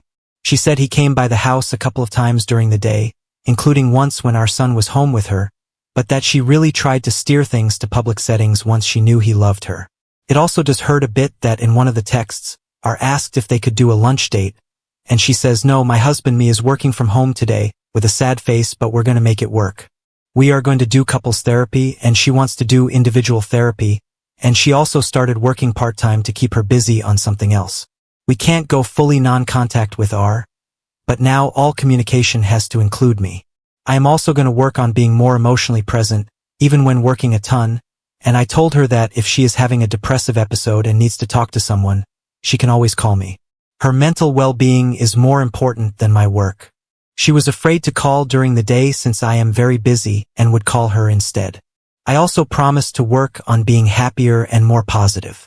I am usually a very cheerful person, which is something she loved about me, but I've been pretty grumpy and miserable over the last few months due to my job being crazy, so a little blame does rest with me. I'm certainly not perfect, although I'd never cheat on my partner. I know most of you will probably roll your eyes and say I'm being a pushover, but none of you know how amazing my wife is. She has a magnetic personality and is the life of the party. She is also one of the most brilliant people I have ever met. She's a great mom and my best friend. And finally, she's a bombshell when she is dressed up. Most heads turn when she enters a room. If you've ever seen Wedding Crashers, she is in both personality and appearance eerily similar to Isla Fisher's character, although she is better looking than Isla. I honestly can't blame R for falling for her, but I can blame him and call him a piece of shit for acting on it. Dumb maybe, but my wife is too amazing to let go over this without a fight, especially when she seems committed to fixing things and actually apologetic, including for getting defensive the night I discovered it. I'll do an update in a few months. Hopefully, things will be positive. Update 5. The last few months have been a bit of a roller coaster, but I'm happy to report that my wife and I are in a really good place at the moment and fully reconciled. There have been some wild moments, though, since Discovery Day. Going non-contact with my former best friend Rick, only to have him call my wife several months later in the middle of a game night with friends, which was awkward, sobbing in his car and threatening to kill himself. I told her I was fine if she were to talk to him that night since we were legitimately concerned he might off himself. He was my former best friend, and I don't want him to die, but they spoke for like 2 hours that night, and then he started texting her constantly and called like 5 times the next day, forcing us to go non-contact with him again. Running into Rick at a group event and him acting incredibly emo and moody. He sat in a corner and drank an entire bottle of whiskey out of an oversized Yeti. Rick approaching me at said event and saying that he was on the verge of telling everyone about the affair because he just wants to burn everything down. My wife and I were able to convince him not to do so. Learning that Rick had asked my wife to leave me, she said no, and he had told her he would wait however long she needed, even 15 years, so that they could be together. Rick becoming obsessed with my wife's sister, who is very similar to my wife. They now go out for drinks several times a week and talk daily. My wife is convinced he is now in love with her. Awkwardly, my sister-in-law is separated but still lives with her soon-to-be ex-husband. Rick is still married, but divorce is seemingly imminent. In all this chaos, however, my wife and I have been doing very well. The shock of the affair forced us to work through our issues, and we now communicate about as well as one could hope for and have solved for most of the issues that led her to look outside our marriage for emotional support. I'd love to be able to go back in time and prevent the affair, and I don't know if I'll trust anyone fully anymore, but in many ways it improved our relationship, which is a very strange thing to say. Update 6. This is part 5 of the ongoing circus that is my personal life. In my last post, a lot of you expressed concern, surprise, or anger that my SIL was now meeting up with Rick. Those are all probably valid reactions to this news. Yesterday, I decided that we should figure out what is going on between the two of them, and my wife and I reached out to SIL. I'm glad we did because things just keep getting weirder and weirder. Rick and SIL have met up 5 or 6 times, either for coffee or drinks. The most recent and likely final meetup was actually at Rick's house one evening. His wife and daughter were out of town visiting family. Rick had to work and couldn't go, and he had the place to himself, so he invited SIL over for a drink. While hanging out, he told SIL that he believes he was married both to my wife and to SIL in prior lives and that he is glad to have been reunited with them. He then told SIL that she was beautiful and put his hand on the side of her face as one might do to one's partner. In my view, it is a fairly intimate act. This, perhaps unsurprisingly, freaks SIL out. To give her credit, she told Rick that he was being highly inappropriate, that he needed to stop, and that he couldn't keep taking someone trying to be a friend to him as showing interest in him. She then scolded him for doing this first to my wife and then to her. It's the sort of thing I wish my wife had told him when he started being inappropriate with her. From what I understand, she then left. She has been ghosting him since then. Rick has apparently frantically texted her dozens and dozens of times. SIL emphasized to us that she had no romantic interest in Rick and was just trying to be a friend to him. It's all just odd to me. I've known Rick for years, and I feel like the current Rick is a stranger. It makes me wonder if I ever actually knew the real Rick. I guess not. Now on to the next story. Story 4. My sister raised me after our mom left. Then, years later, she abandoned me for her boyfriend. She wants to reconnect, but I discover a shocking family secret. I'm Samantha, 21F, and I need to share my complicated family history and current dilemma. My older sister, Kimberly, 29F, basically raised me from when I was 5 years old. Our mom, Karen, 50F, left us to escape our controlling and manipulative father, Sean, 52M. Growing up, our house was always tense. Sean worked as a salesman manager for a local car dealership, and he brought his aggressive sales tactics home with him. He used guilt, shame, and manipulation to get his way. I remember being 4 years old and wanting to wear my favorite purple dress to preschool. Sean insisted I wear the outfit he picked out, a stuffy, uncomfortable ensemble that made me look like a miniature businesswoman. When I started crying, he told me I was ungrateful and that I'd never succeed in life if I couldn't even dress properly. Kimberly stepped in, telling him it was just preschool and letting me wear what I wanted. That earned her a week of silent treatment from Sean. Kimberly bore the brunt of his behavior, often stepping in to protect me from his harsh words and unreasonable demands. She'd distract me with games or stories when Sean was in one of his moods, which became more frequent as time went on. Our mom, Karen, tried to mediate at first. I have vague memories of her attempting to reason with Sean, of hushed arguments behind closed doors. But Sean's manipulation extended to her too. He'd alternate between love-bombing her with grand gestures and gifts and tearing her down with subtle jabs about her appearance or intelligence. One day, when I was 5, I woke up and Karen was gone. Sean told us she'd abandoned us because we weren't good enough. It wasn't until years later that we learned the truth. She'd been planning her escape for months, squirreling away money and making arrangements. She left in the middle of the night, thinking it would be easier on us if we didn't have to say goodbye. In reality, it left us with years of abandonment issues and unanswered questions. After Karen left, Sean's drinking problem, which had always simmered beneath the surface, boiled over. He'd come home from work and immediately crack open a beer. One beer turned into a six-pack, then hard liquor. His moods became even more unpredictable. Some nights he'd be maudlin, crying about Karen leaving. Other nights he'd rage, blaming us for driving her away. Kimberly, only 13 at the time, stepped up in ways no child should have to. She learned to cook simple meals, did laundry, and made sure I got to school on time. She'd help me with homework, read me bedtime stories, and try to shield me from the worst of Sean's behavior. When I was 8, Sean's drinking spiraled out of control. He lost his job at the dealership after showing up drunk one too many times. He started staying out late, coming home reeking of alcohol and cigarettes. One night, he didn't come home at all. We later found out he'd been arrested for drunk driving and resisting arrest. Child services got involved, and Kimberly, who was 16 at the time, fought tooth and nail to keep us together. She convinced our Aunt Sarah, 45F, to take us in temporarily. Sarah was kind but struggled with her own issues. She was a recovering addict herself and worked long hours as a nurse. So even in Sarah's house, Kimberly continued to be my primary caregiver. I remember the day Kimberly won custody of me. She was 18, barely an adult herself. We moved into a tiny studio apartment in a not-so-great part of town. It was all we could afford on Kimberly's meager salary from her multiple part-time jobs. But that little apartment became our sanctuary. Kimberly painted the walls a cheerful yellow, hung fairy lights, and created a cozy reading nook for me in one corner. She'd work long hours but always made time to help me with homework or just talk about my day. Life wasn't easy, but we were happy. Kimberly made sure I stayed in school, helped me with homework, and tried to give me as normal a childhood as possible.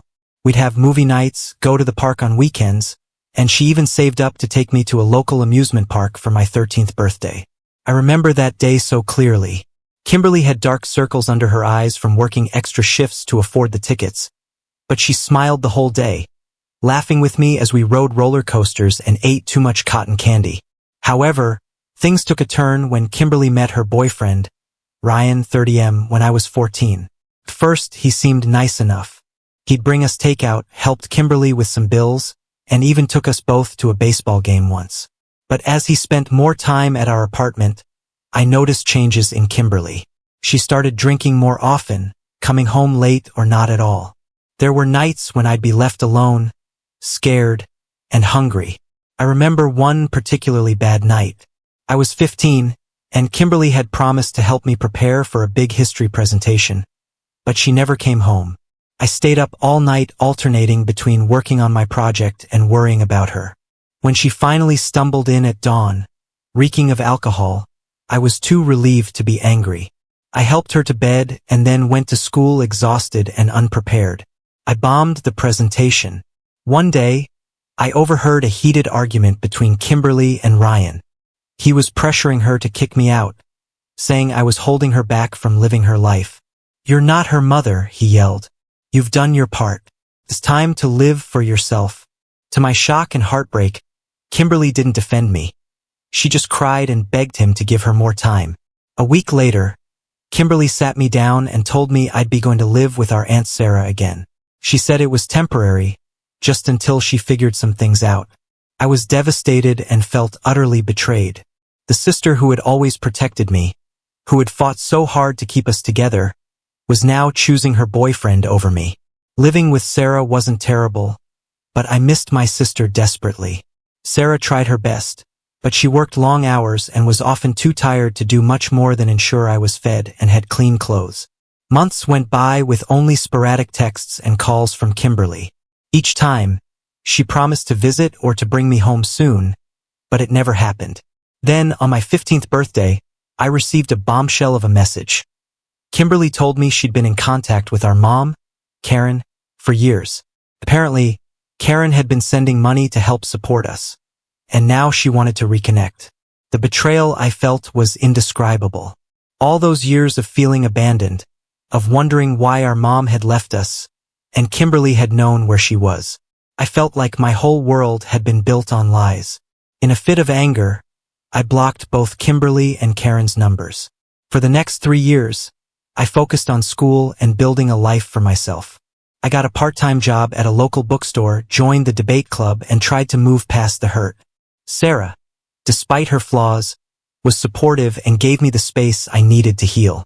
She never pushed me to reconnect with Kimberly or Karen, but always left the door open if I wanted to. I threw myself into my studies, determined to win a scholarship to college. Late nights of studying, weekends spent on extra credit projects, and summers filled with advanced courses paid off. I graduated high school as valedictorian and won a full ride to a good state university. Now, at 21, I'm in my third year of college, majoring in psychology with a minor in social work. I've made good friends, joined a support group for people from dysfunctional families, and even started dating a kind, understanding guy named Alex, 22M. Last week, I ran into Kimberly at a local coffee shop. It was awkward and tense. She looked different. Older, tired, but somehow more put together than I remembered. She asked if we could talk. She said she's no longer with Ryan, has been sober for 2 years, and wants to rebuild our relationship. Part of me misses my sister terribly and wants to give her another chance. I remember the Kimberly who raised me, who sacrificed so much to keep us together. But another part of me is still angry and hurt by her choices. The abandonment, the lies about our mom, choosing Ryan over me. There's a lot to forgive. I don't know if I can trust her again or if I even want to try. What if I let her back in, and she hurts me again? But what if this is our chance to heal and have the relationship we used to have? I'm torn between my lingering love for my sister and the need to protect myself from further hurt. Am I wrong for being hesitant to let Kimberly back into my life? Should I hear her out or continue to keep my distance? Date 1. It's been a month since my original post, and a lot has happened. I want to thank everyone for their advice and support. After much consideration and encouragement from my boyfriend, Alex, and my therapist, I decided to meet with Kimberly to hear her out. We met at a neutral location, a quiet park near my college campus. As I waited on a bench by the duck pond, I felt a mix of anxiety and anticipation. When Kimberly approached, I barely recognized her. She looked healthier, more put together than I remembered. Her hair was neatly styled, and she wore a simple but professional outfit, a far cry from the disheveled party girl look I remembered from our last encounters. As soon as she saw me, her eyes welled up with tears, but she respected my wishes to keep some physical distance between us. We sat on opposite ends of the bench, the space between us a physical representation of the emotional chasm we needed to bridge. Kimberly started by apologizing profusely for her past actions. Her voice shook as she spoke, and I could see the genuine remorse in her eyes. She admitted that getting involved with Ryan was the biggest mistake of her life. She explained how he had slowly isolated her from friends and family, encouraged her drinking, and manipulated her into prioritizing him over everything else, including me. She told me about the night she decided to send me to live with Aunt Sarah. Ryan had come home drunk and angry, ranting about how I was ruining their lives. He'd thrown a bottle against the wall, shattering glass everywhere. Kimberly said she realized then that our home wasn't safe for me anymore, but instead of leaving Ryan, she convinced herself that sending me away was the best solution. After I left, things with Ryan got worse. He became physically abusive, and Kimberly fell deeper into alcoholism. She lost her job, then their apartment. For a while, they lived out of Ryan's car, bouncing between friends' couches and cheap motels. It wasn't until she ended up in the hospital after a particularly bad fight that she finally found the strength to leave him. A kind nurse helped her check into a rehab facility where she spent 3 months getting sober and starting to deal with her trauma. Since then, Kimberly has been rebuilding her life piece by piece. She's been working as a paralegal for the past year and is slowly saving up to go back to school. She's also been attending AA meetings regularly and seeing a therapist to work through her issues. Then came the part one was most anxious to hear about, our mom. Kimberly broke down as she told me the full story. Apparently, Karen had been trying to escape our father for years before she finally left. She was scared that if she took us with her, Sean would hunt her down, so she left us behind, thinking we'd be safe. Safer with him than on the run. Karen had reached out to Kimberly when she turned 18, offering financial support. Kimberly said she was angry at first but eventually accepted the help to provide for me. She kept it a secret because she was afraid I'd want to leave her for our mom, whom she still didn't fully trust. Kimberly also shared some of Karen's story. After leaving us, Karen had moved across the country, changed her name, and slowly built a new life for herself. She'd gone back to school, become a teacher, and even remarried. But she never stopped thinking about us and trying to find a way to make amends. Hearing all this was overwhelming. I had to take a few days to process everything. Part of me understands the impossible situations both Kimberly and Karen were in, but another part still feels betrayed. The rational side of me knows that trauma and abuse can make people make desperate choices, but the emotional side still hurts from the abandonment and lies. After a week of reflection and a long session with my therapist, I decided to take small steps towards rebuilding our relationship. Kimberly and I have agreed to meet once a week for coffee. We're also going to start attending family counseling together. I've made it clear that I'm not ready to fully trust her yet, but I'm willing to try. As for our mom, I'm still not ready to connect with her. The wound of her leaving is still too raw, despite the years that have passed. Kimberly understands and has promised not to pressure me about it. She's agreed to keep her relationship with Karen separate from ours for now. This is just the beginning of a long journey, and I'm still cautious. There are moments when I look at Kimberly and see the sister who raised me, who protected me from our father's rage and made sure I always had enough to eat, even if it meant she went hungry. But there are also moments when I remember the betrayal and abandonment, and I have to fight the urge to run away and protect myself. But for the first time in years, I feel a glimmer of hope that I might have my sister back in my life. It won't be easy, and it won't be quick, but I'm willing to try. I'll keep you updated as things progress. Thank you all again for your support and advice. It really helped me find the courage to take this first step. Update 2. It's been 3 months since my last update, and I wanted to share some significant developments in my family situation. Kimberly and I have been consistently meeting weekly for coffee and attending family counseling. It's been a roller coaster of emotions, but we're slowly making progress. There have been tears, arguments, and moments of connection. Our therapist has been helping us navigate our complex feelings and establish healthy boundaries. In one particularly intense session, we delved into the night Kimberly sent me to live with Aunt Sarah. I finally told her how betrayed and abandoned I felt, how it brought back all the pain of our mother leaving. Kimberly broke down, admitting that she's never forgiven herself for that decision. We both cried, but it felt like a weight had been lifted. Being able to express those feelings and have them acknowledged was cathartic. We've also had lighter moments.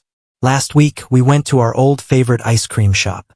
As we sat there, laughing over ridiculous memories like we used to, I caught a glimpse of the sister I remembered. It wasn't all bad memories between us, and it's been nice to reconnect with some of the good ones, too.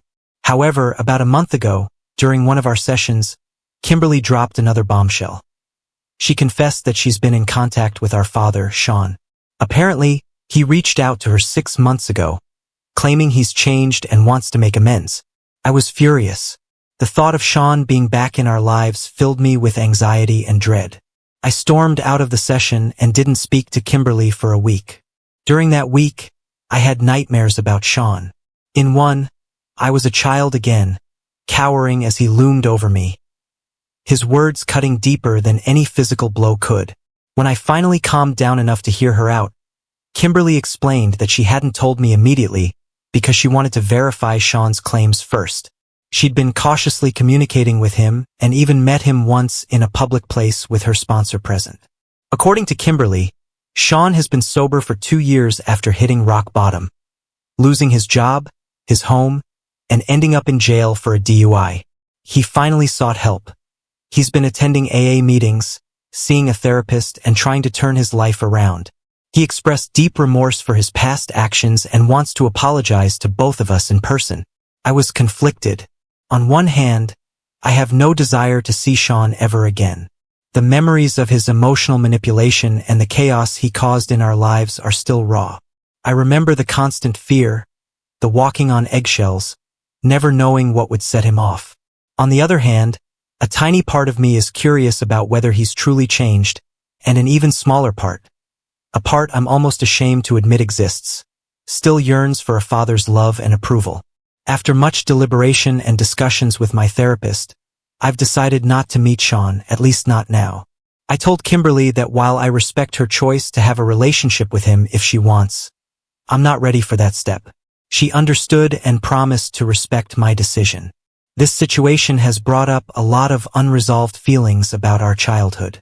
I've started individual therapy to work through these issues, which has been challenging but helpful. I'm learning to recognize the ways our upbringing has affected my relationships and behavior patterns. As for my relationship with Kimberly, we're still working on it. There are good days and bad days. Sometimes old resentments bubble up, and we have to take a step back. Other times, I catch glimpses of the close bond we once shared, and it gives me hope. Last week, we had a particularly good day. Kimberly came to watch me give a presentation for my psychology class. Seeing her in the audience, smiling encouragingly, reminded me of how she used to attend all my school events when we were younger. Afterward, we went for coffee, and she helped me brainstorm ideas for my next project. Felt nice, almost like old times. But then yesterday, we had an argument when I found out she's still in regular contact with Sean. I felt betrayed all over again, like she was choosing him over me. We're working through it, but it's a reminder that this journey isn't going to be smooth sailing. I'm learning that healing isn't linear. It's okay to have conflicting feelings and to take things at my own pace. I'm proud of the progress I've made, but I know there's still a long way to go. Thank you all for your continued support. I'll update again if there are any major changes. Update 3. It's been 6 months since my last update, and I felt it was time to share some final thoughts on this chapter of my life. Kimberly and I have continued our weekly meetings and therapy sessions. While our relationship isn't perfect, it's significantly improved. We've had some breakthroughs in understanding each other's perspectives and have started to rebuild trust. One of the biggest breakthroughs came during a therapy session where we discussed our childhood roles. I realized that I had always seen Kimberly as a parental figure, which made her abandonment feel even more painful. Kimberly, on the other hand, expressed feeling overwhelmed by the responsibility thrust upon her at such a young age. This conversation helped us both see each other more clearly, as sisters rather than as a pseudo-parent and child. About 2 months ago, I finally agreed to meet our mom, Karen. We met at a small cafe, neutral ground for both of us. Karen looked older than I expected, with streaks of gray in her hair and lines around her eyes that spoke of years of worry and regret. It was a tense and emotional encounter. Karen tried to explain her reasons for leaving, but I found it hard to accept her justifications. However, seeing her obvious remorse and hearing about the abusive relationship she endured with Sean gave me a new perspective on our family history. Karen shared more details about her life after leaving us. She'd spent years in therapy working through her trauma and guilt. She showed me pictures of her new family, a kind-looking husband and 2 young kids, my half-siblings. It was strange to think I had siblings out there I'd never known about. I've decided to maintain limited contact with Karen for now. We text occasionally, and I've agreed to meet her once a month. It's a slow process, but I'm giving her a chance to be part of my life again. Last week, she came to one of my debate competitions. Seeing her in the audience next to Kimberly stirred up complicated emotions, but it also felt oddly right. As for Sean, I'm still firm in my decision not to see him. Kimberly respects this and doesn't push the issue. She continues to have a cautious relationship with him, which has caused some tension between us, but we're learning to navigate these differences. I've made it clear that I don't want to hear updates about him unless it directly affects my safety. The biggest change has been in my own personal growth. Through therapy and self-reflection, I've come to terms with a lot of my childhood trauma. I'm learning to set boundaries, express my feelings healthfully, and prioritize my own well-being. I've realized that it's okay to love my family while also protecting myself from potential harm. I've also made some positive changes in my life. I've joined a support group for adults from dysfunctional families, which has been incredibly helpful. Hearing others' stories and sharing my own has been both healing and empowering. I'm excelling in my studies and have even started interning at a local counseling center, which has reinforced my desire to pursue a career in psychology. My relationship with Alex has grown stronger through all of this. His unwavering support and understanding have been a constant source of comfort. He's been patient when I've needed space and supportive when I've needed encouragement. Looking back at where I was when I first posted, I'm amazed at how far I've come. I'm not naive enough to think all our family issues are resolved, but I feel more equipped to handle them now. There are still hard days when old fears and resentments resurface, but there are also days filled with laughter, understanding, and hope. To anyone out there dealing with similar family trauma, I want to say healing is possible. It's not easy, and it doesn't happen overnight, but with time, effort, and the right support, you can build a life you're proud of. Now on to the next story. Story 5. Husband plays video games for 10+ hours a day while I struggle alone with our newborn. So I remove the Wi-Fi during his tournament. Now he's furious, and his friends are harassing me. My husband, Jake, 30M, and I, 27F, recently welcomed our first baby, Emma, who is now 3 months old. As most new parents know, it's been a challenging time filled with sleepless nights and endless diaper changes. I'm on maternity leave, so I'm home with Emma all day, but I still need help from Jake, especially during the night. Jake works from home and is a huge gamer. He spends most of his free time playing online games with his friends. I've tried to be understanding and give him his space, but it's been hard when he refuses to help with Emma at night. I've asked him multiple times to take turns getting up with her, but he always says he's too tired or that he has an important game. Breastfeeding has been particularly difficult. Emma often struggles to latch properly, leading to painful and sometimes cracked nipples. I've had mastitis twice already, which leaves me feeling feverish and in intense pain. Despite seeing me in pain, Jake just laughs it off, finding it amusing. He never offers to help during these moments, even though I'm visibly struggling and desperate for support. One night, after I'd been up with Emma for the 3rd time and Jake was still glued to his computer, I'd had enough. I went into his office and asked him to take over so I could get some sleep. He waved me off, saying he was in the middle of a game and that I should just handle it. He added, "You're on maternity leave and free all day? While I have to work, so I need time to relax. You're just sitting around doing nothing all day anyway." I was exhausted and on the verge of tears. I needed his help, but he was completely dismissive. In a moment of frustration and desperation, I walked over to the router and turned off the Wi-Fi. That's when Jake completely lost it. He stormed out of his office, screaming at me.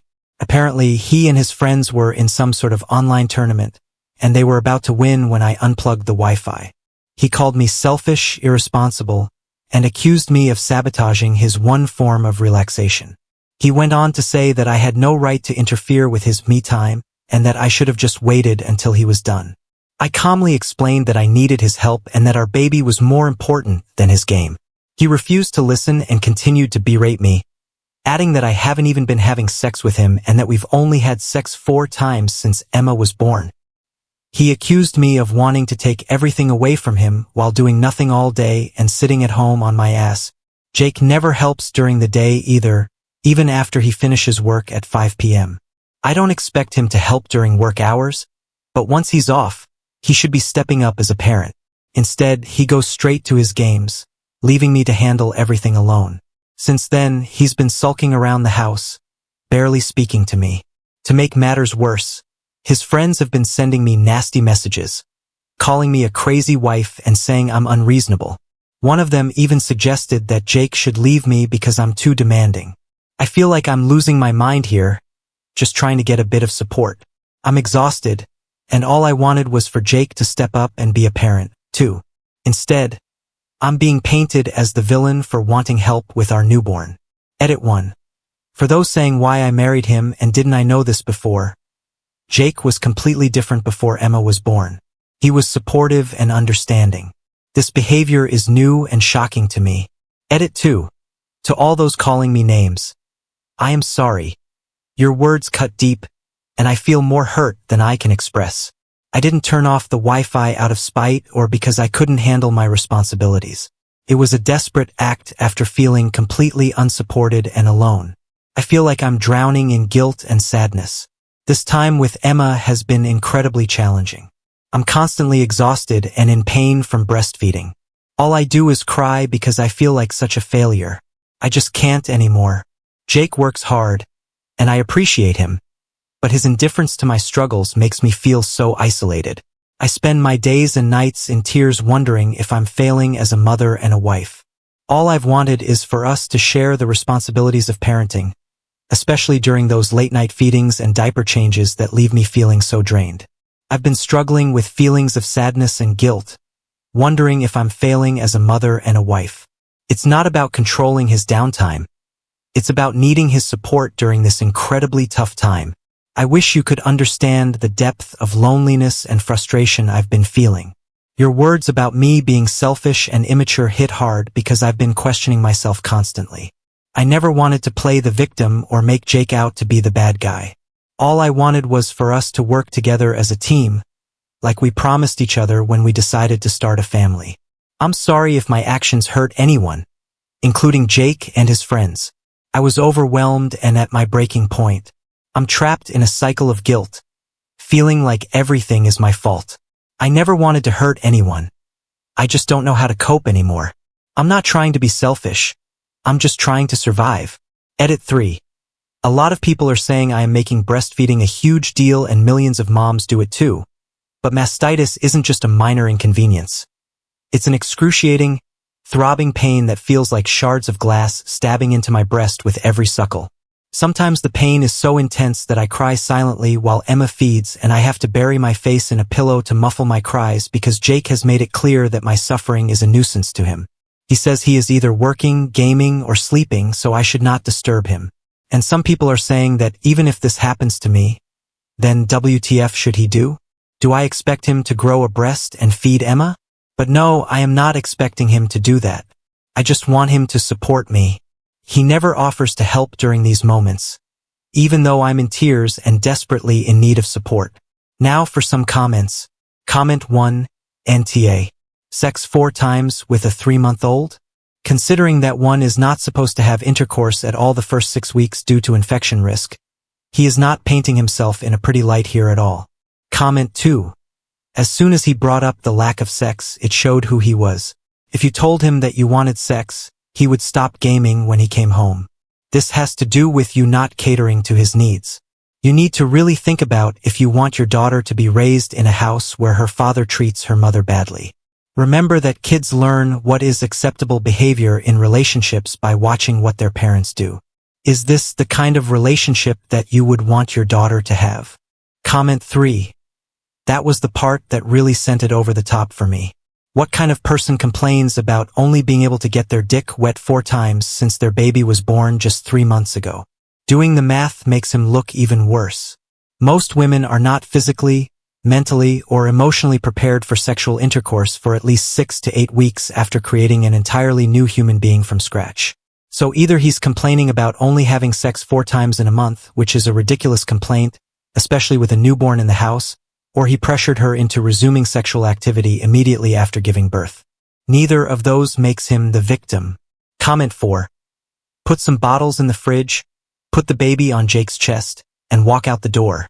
Come back 8 hours later and ask him how sitting around on his ass all day was. Forewarn the mill that this is happening so she doesn't come and rescue him. Comment 5. Yep, my friend did exactly this to her POS ex-husband, and he was very helpful after that. She left him for other reasons, but he stopped that BS real quick. Comment 6. Husband quickly learned the hard struggle when, after baby number 3, he was the stay-at-home parent and I wasn't. Boy, how our relationship really got tighter then, even though it was tight before.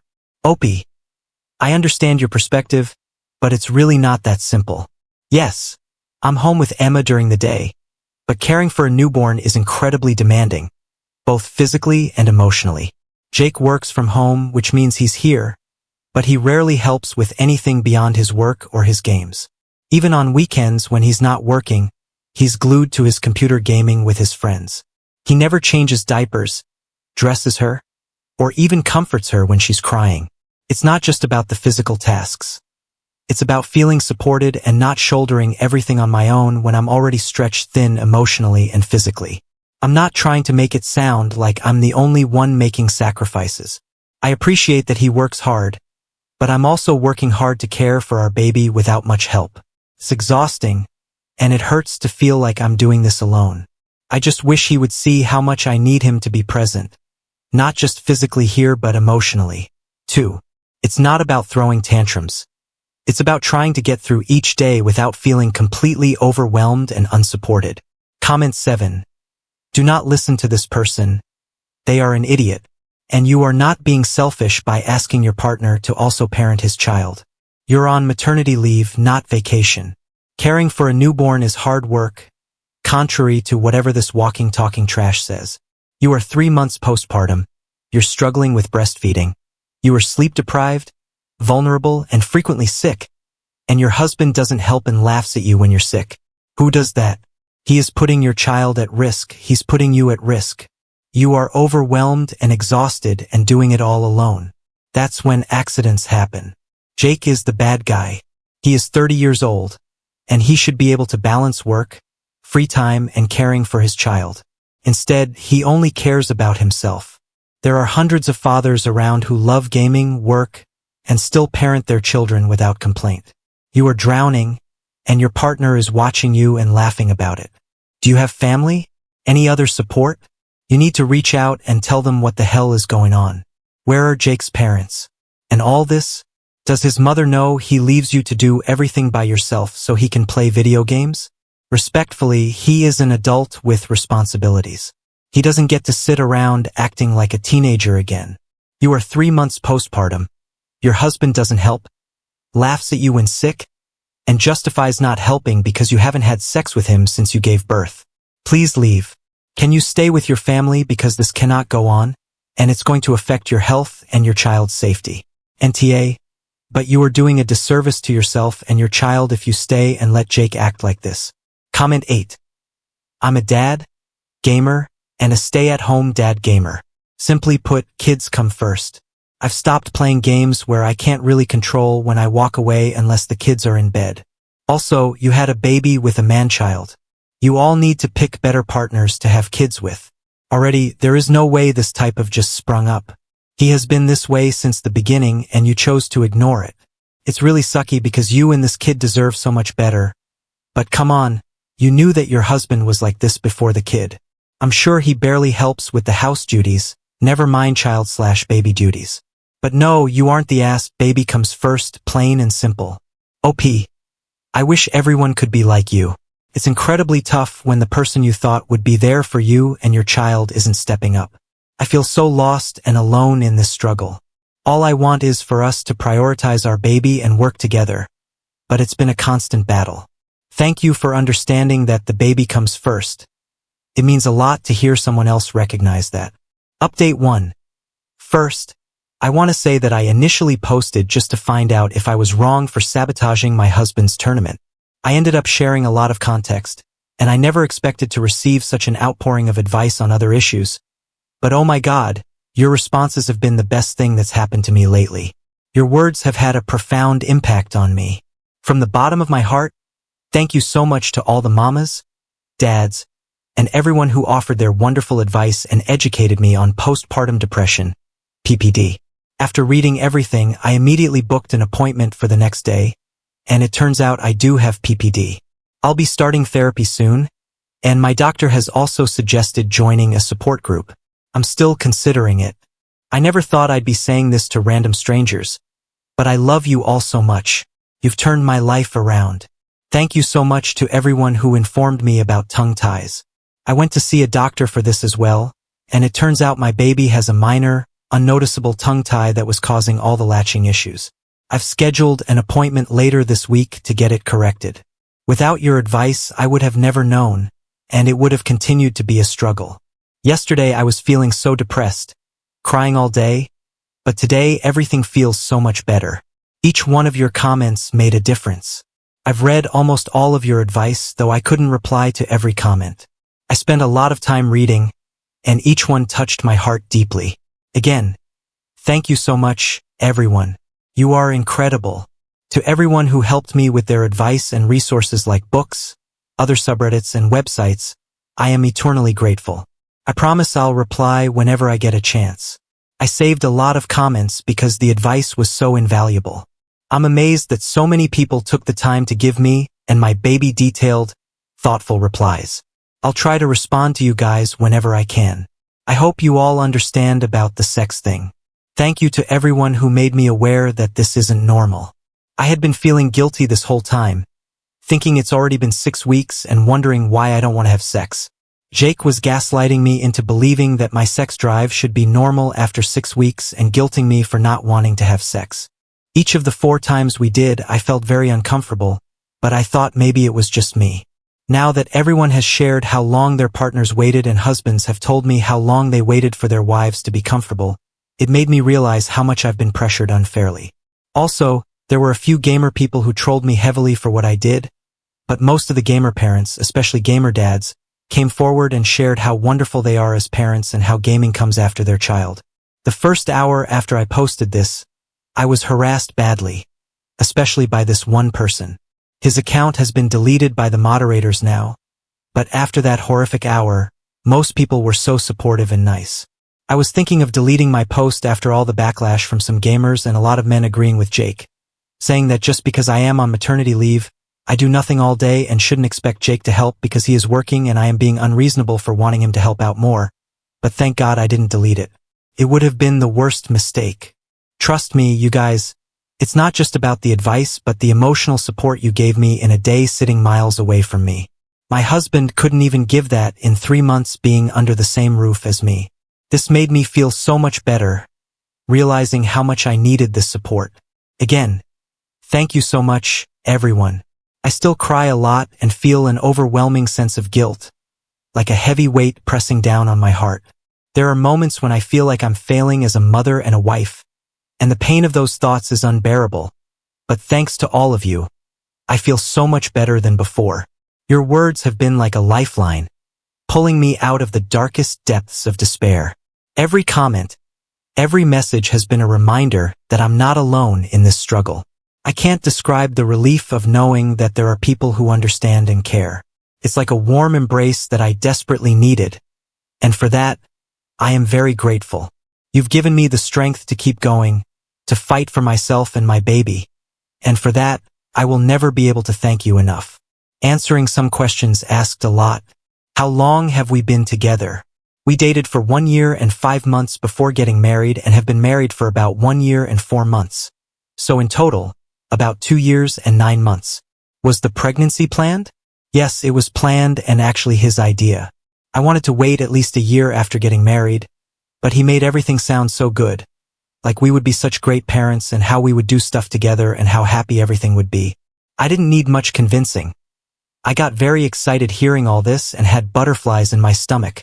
But now that I think of it, while we were dating, I remember him saying multiple times that it's his goal to get married and have a kid before turning 30.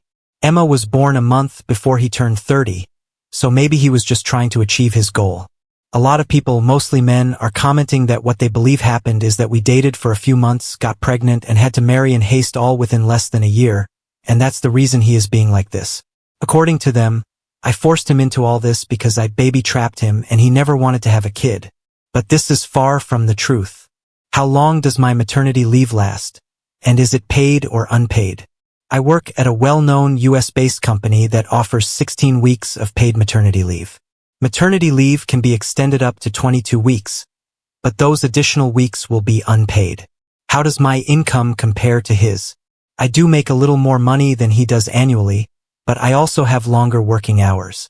He usually works from 10 a.m. to 5 p.m. with an hour break in between, so about 6 hours of actual work.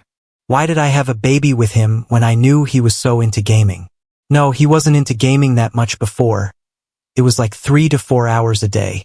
After the baby came, he didn't game much for about a week, but after that, oh my God, he was gaming 24/7, even during meals and work breaks. Once I caught him working on the laptop during his work hours and gaming with a free hand. He probably is cutting a lot on sleep, just gaming. It would easily be 10+ hours of gaming daily. Does he help with other chores? No, he very rarely does. I do all the chores like laundry, dishes, vacuuming. Once I threatened him that he must at least do his own dishes because I wouldn't do it anymore, and after that he got a huge stack of disposable plates, spoons, glasses, etc. Honestly, I use those too from his stock sometimes because I'm just so exhausted. I do most of the cooking. He'll boil eggs at the most, and that too like 2 to 3 times a week. About 3 weeks ago, I was really mad at him because I had asked him to change Emma's diapers if she pooped while I was at my gynecologist for a follow-up. He didn't change Emma's diapers, so I didn't make food for him for 3 days. He ordered DoorDash for all the meals. That's why, even though a lot of people are asking me to leave him with Emma for 8 hours, I don't know in what condition I'll find my baby when I come back. I was only gone for an hour and a half, and I came home to her crying and soiled while my husband had his headphones on. He claimed he didn't hear the crying. God knows how long my baby had been crying. I felt awful that night and cried myself to sleep thinking, did she start crying as soon as I left and cry for the whole hour and a half? Also, I have no idea what I will do after I resume my job, and I barely have 10 weeks to figure everything out. I haven't thought what to do about Jake as of now, but I'll let you know. A lot of people have suggested that I go to my parents' house or call my mill, but it would create a huge scene if I did. My parents, especially my dad, are very protective of me since I'm an only child. If he knew how Jake has been treating me and our daughter, he would take me home immediately and get me divorced, and Jake would be in serious trouble. He doesn't like Jake already, and if my cousin brothers found out, I can't even explain what would happen to him. I'm the only sister in the family, so they are extremely protective of me as well. It's not that I don't want to be with my family or get their help, but I would have to explain the reason, and I don't want to do this to Jake just yet. Many people have mentioned that Jake might have PPD too, because it's unusual for him to change all of a sudden like this. I still want to hold on to hope after reading all those comments about how therapy changed their husbands, and even some dads coming forward telling me how they used to be like Jake and now they have changed. However, 2 to 3 dads also messaged me saying they are like Jake and told me to run as far as I can. One of them said he ended up beating his 6-month-old baby when he was crying, and another said he shook his baby. Oh my God. This terrified me. Jake is behaving awfully, but I think he would never do something like that. But after reading all this, I don't think I can leave Emma alone with him. I'm crying while writing this, but I want you all to know that when Emma grows up, I will make sure to tell her about the kind strangers who helped her and her mama in such difficult times. I'll tell her about the people who, even from miles away, reached out with their hearts and lifted us up when we were at our lowest. The tears I shed now are not just from the pain and exhaustion, but also from the overwhelming gratitude I feel for each one of you. I'll forever be grateful for your kindness and compassion, and I want Emma to know that in our darkest moments, there were angels who came to our rescue.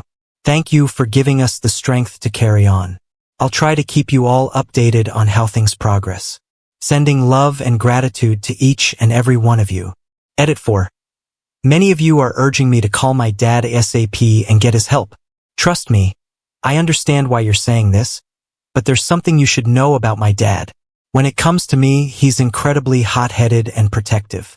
If my dad, brothers, and uncle find out how Jake has been treating me, they will definitely go after him, and it won't end well. I'm scared they will face assault charges or worse for what they'll do to Jake. Even if Jake decides to get therapy and changes, my dad will never let me try again with him. There's no way my family will allow Jake back into my life once they know everything. It hurts every day when I have to hold back my tears while talking to my mom, dad, and other family members. It hurts to lie to my parents, to pretend that everything is perfect when I'm actually falling apart. Sometimes I break down while on calls, and I have to cut the conversation short, lying that Emma woke up again just so they don't hear me crying. You don't know how much I want to tell them, how much I want their support, but I'm terrified of making a decision where there's no coming back from in such haste. I fear making a decision in haste that leaves no room for redemption or reconciliation. Now for some comments before the update. Comment 1. Seriously, leave him. Let your dad do what he will. He's not going to get any better. Good luck. Comment 2. Agreed. You gain nothing by protecting Jake from your father. You'll gain support and much-needed rest if you tell your dad. They are more likely to help you with the kid than Jake. Comment 3. Honey, it is a big-ass red flag that your dad already doesn't like him. Your dad is the person to call right now, please. I say this from experience. He will not change without a harsh reality check, and even then, he will only change if he wants to. Go where you actually have support, call your dad. Update 2. I know this is a very early update. It's only been 5 hours since I posted my last update, but they have been enough to knock some sense into me. You guys are right. I am being an idiot and not prioritizing my baby, so I need to get out of here ASAP. Oh my God. I read the comments, and I am overwhelmed. I've been crying hysterically again. Jake even shouted from the other room asking if I could keep it down. You're right, he won't change. He is so insensitive. Realizing how foolish I've been has hit me hard. You all made me see how stupid I am for not leaving Jake and going to my parents, and how I'm putting both Emma and my life in danger. The thing that moved me the most was when you told me to imagine if it was Emma being treated like this.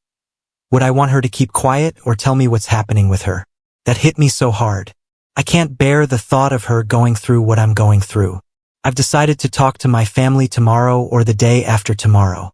I need some time to think about what and how much to say to them so the worst doesn't happen and my family doesn't end up in jail. They love me a lot and have been protective of me since I was a kid. I also need to find and upload all the recordings from the CCTV cameras to my laptop, which will help me with custody if we end up getting divorced. I need time to figure out the recordings and CCTV stuff, so I'll probably call someone for help. I'm thinking of doing this discreetly when Jake is sleeping because I am scared he might completely lose it. I know he probably won't even notice since he mostly sleeps between gaming and doesn't come out of the room. But then again, I have been an idiot about so much stuff already, so let me know if I should do it another way, please. If there are steps other than the recordings and important documents I should take before telling my family and leaving, let me know because I know once I leave, I won't be coming back.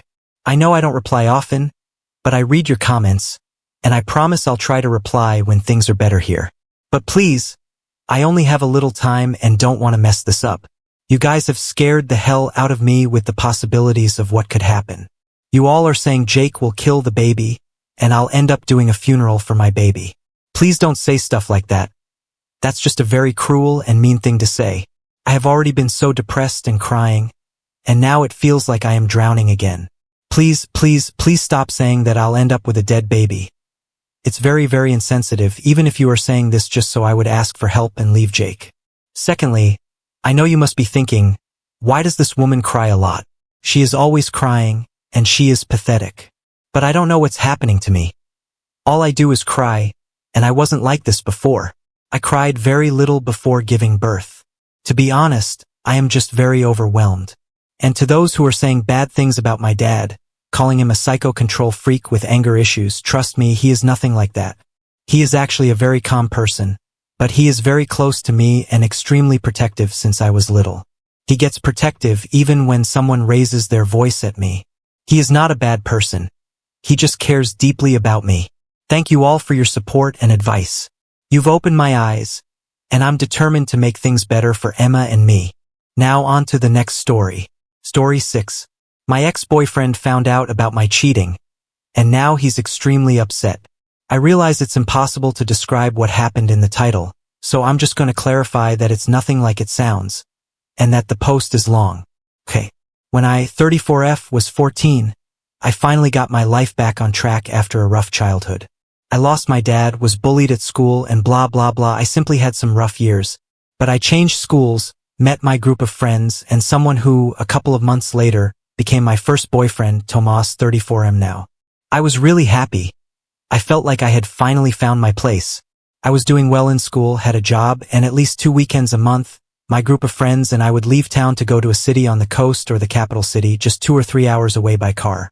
I'm from Argentina, and we would go to see our favorite national rock bands. We loved it, we were big, big fans. It was the coolest thing to do back then in my country. Doing the pogo, pushing people to get to the front fence, screaming the lyrics, etc. It doesn't seem important, but it is. Basically, when I was 16, my friend group and I headed to the capital to see one of our favorite bands, Charos, at a place called Croman. I'm not going to explain what happened, just going to say that the biggest tragedy of rock happened that night. Lots of victims and lots of people who ended up hurt. I ended up hurt. I still have a big scar on my thigh. 2 of my closest friends passed away that night. It was a big, big mess. I can never explain what I felt. I remember I started going out every weekend. I would get drunk as hell. I avoided talking about it at all. I would leave the room when someone even spoke about it.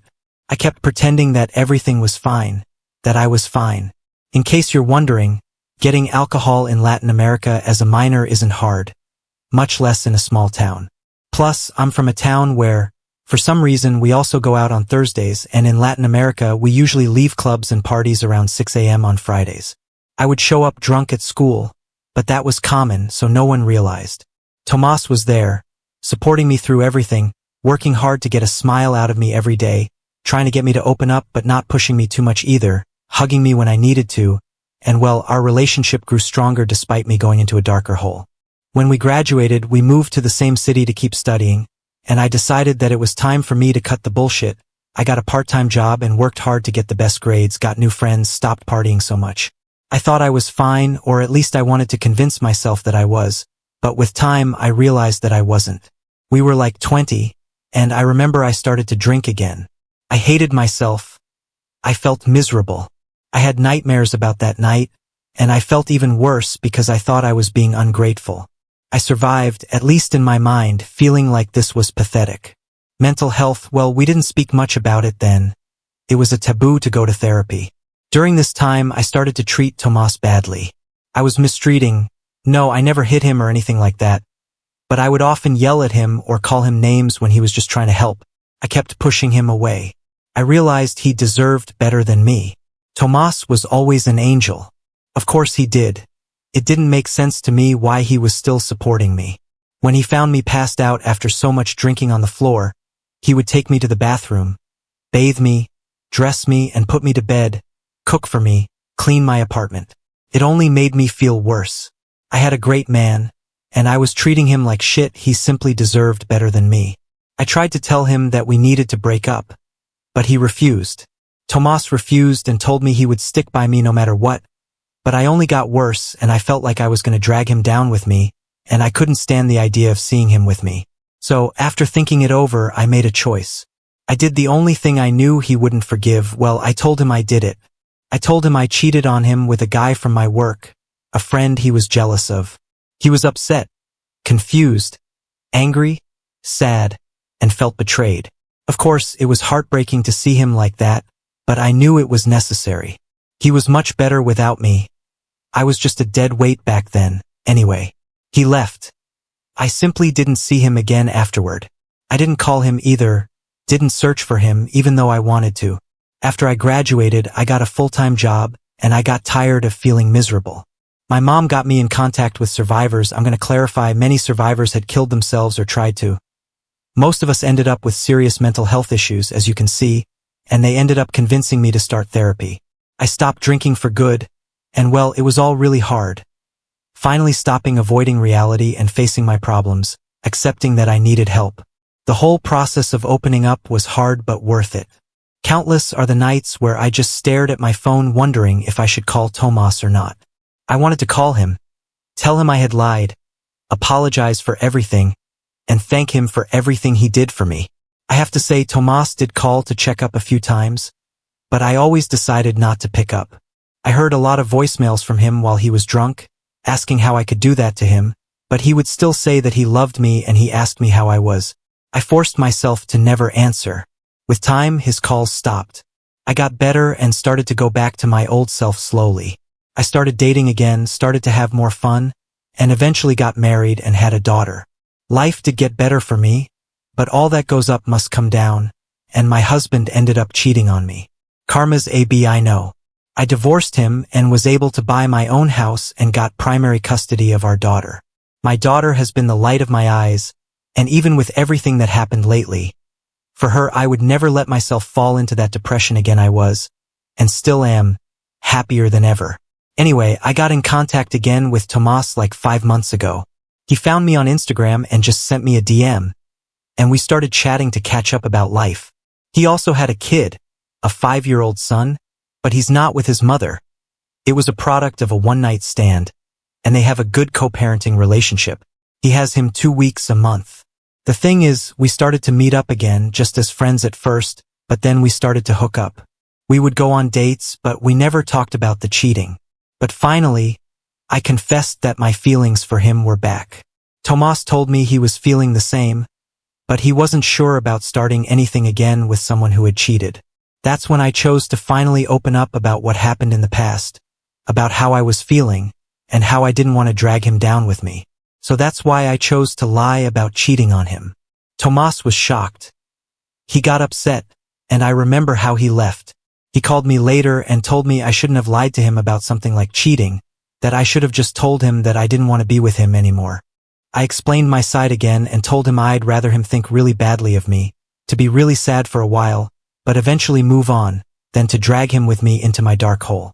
He just told me that he was an adult who could make his own choices and that he just wanted to be there for me. I told him I didn't regret what I did, but I apologized for hurting him, and hung up. We haven't talked ever since. He called me yesterday, but I didn't pick up. I wasn't ready to talk with him yet. I've been processing all this information. Despite not being the best way, all these years I believed I had done him a favor with this, that even though it hurt him, it was the best for him. Also, I wasn't even close to being good enough to be in a relationship. I honestly don't know. I do know it wasn't the best way, but I had no way to reject him. I knew he would have been able to convince me that he wanted to stay with me despite everything. Update 1. Unfortunately, my post fell on the side full of red pill incels and annoying bots that didn't even read or couldn't comprehend it. And I realized just by reading the first sentence, I don't really care. I didn't even bother to read those comments, to be honest, but I couldn't get much useful advice, which was what I was looking for. But I got a few, and I appreciate them honestly. Anyway, I'm gonna start by clarifying that everything I wrote about Croman and the tragedy, I only wrote it for context. It was over 19 years ago. I only wrote it to explain the place where I was, how my mind worked, and how I was feeling. I would never ever come to ask advice about something like that on Reddit. Come on, be serious, for the love of God. I'm saying this for all the people who acted like psychiatrists and psychologists and even tried to make a diagnosis out of a Reddit post. Seriously, even if it was with good intentions, it's dangerous and really irresponsible to do so. I don't have PTSD. I searched for professional help after graduating university. I graduated 13 years ago. I saw psychiatrists and psychologists, and I never got diagnosed with PTSD. I had depression and anxiety. I could never explain the amount of pain I felt after the tragedy and how it only got worse because I didn't seek help right away. It took a lot of work, but years of therapy and support from friends and family finally made me get back to my old self. Not fully like I wanted to, but to a point I didn't even recognize myself. I'm saying that for the ones who told me I was toxic, and I guess I was at one point, but the others were never the problem. I was so self-destructive back then that I thought the best thing would be to push everyone away again, but like I said, that was so long ago, and I'm not even close to being like that. I repeat, I wouldn't be so irresponsible as to get into another relationship, get married, and have a child. When Tomas and I first started dating again, it was like the first years of our relationship. Healthy, fun, and full of love. Not like the last year of our relationship, which was definitely the worst year of my life. I've talked about it in therapy for years and years, and I put it behind me years ago. Now it's just something that marked me, but that is my past. It left me lots and lots of problems, but well, it is what it is. I survived and should be thankful for it. Anyway, now to the point. Tomas and I met up on Saturday, and things went well. We had a long talk. Like we talked for hours about everything. He opened up about how hurt he felt, how awful the months after our breakup were, and how he felt like I was making the choice for him. I told him that I wasn't only doing it for him but also for me. I couldn't be in a relationship back then. How could I?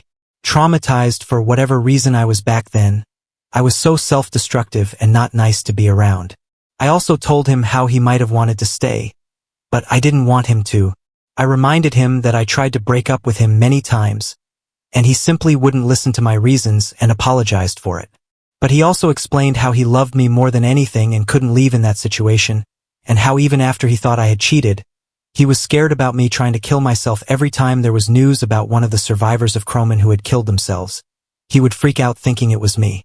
I told him I loved him so much back then and now, but at least for me it wasn't healthy to maintain a relationship. It was toxic and it wouldn't have helped any of us at all. We apologized to each other, and I clarified that I want to leave all of this behind and to just be us, to finally put this in the past. He agreed. We cried, but they were tears of happiness. I hadn't been so happy in a while. I guess deep down it was what I always wanted ever since we broke up. To be okay again and to be like we used to be. I guess that I never stopped loving him, and he never stopped loving me. I always wondered where he was or if he was okay, wondered what would have happened if things had been different, but now I don't have to wonder anymore because we're together now, and that's all that matters, but one step at a time. We have reached the end. If you enjoyed this video, please be sure to like and subscribe to the channel for more videos like this, and give us your thoughts about the stories in the comments section. Thank you and see you in the next video.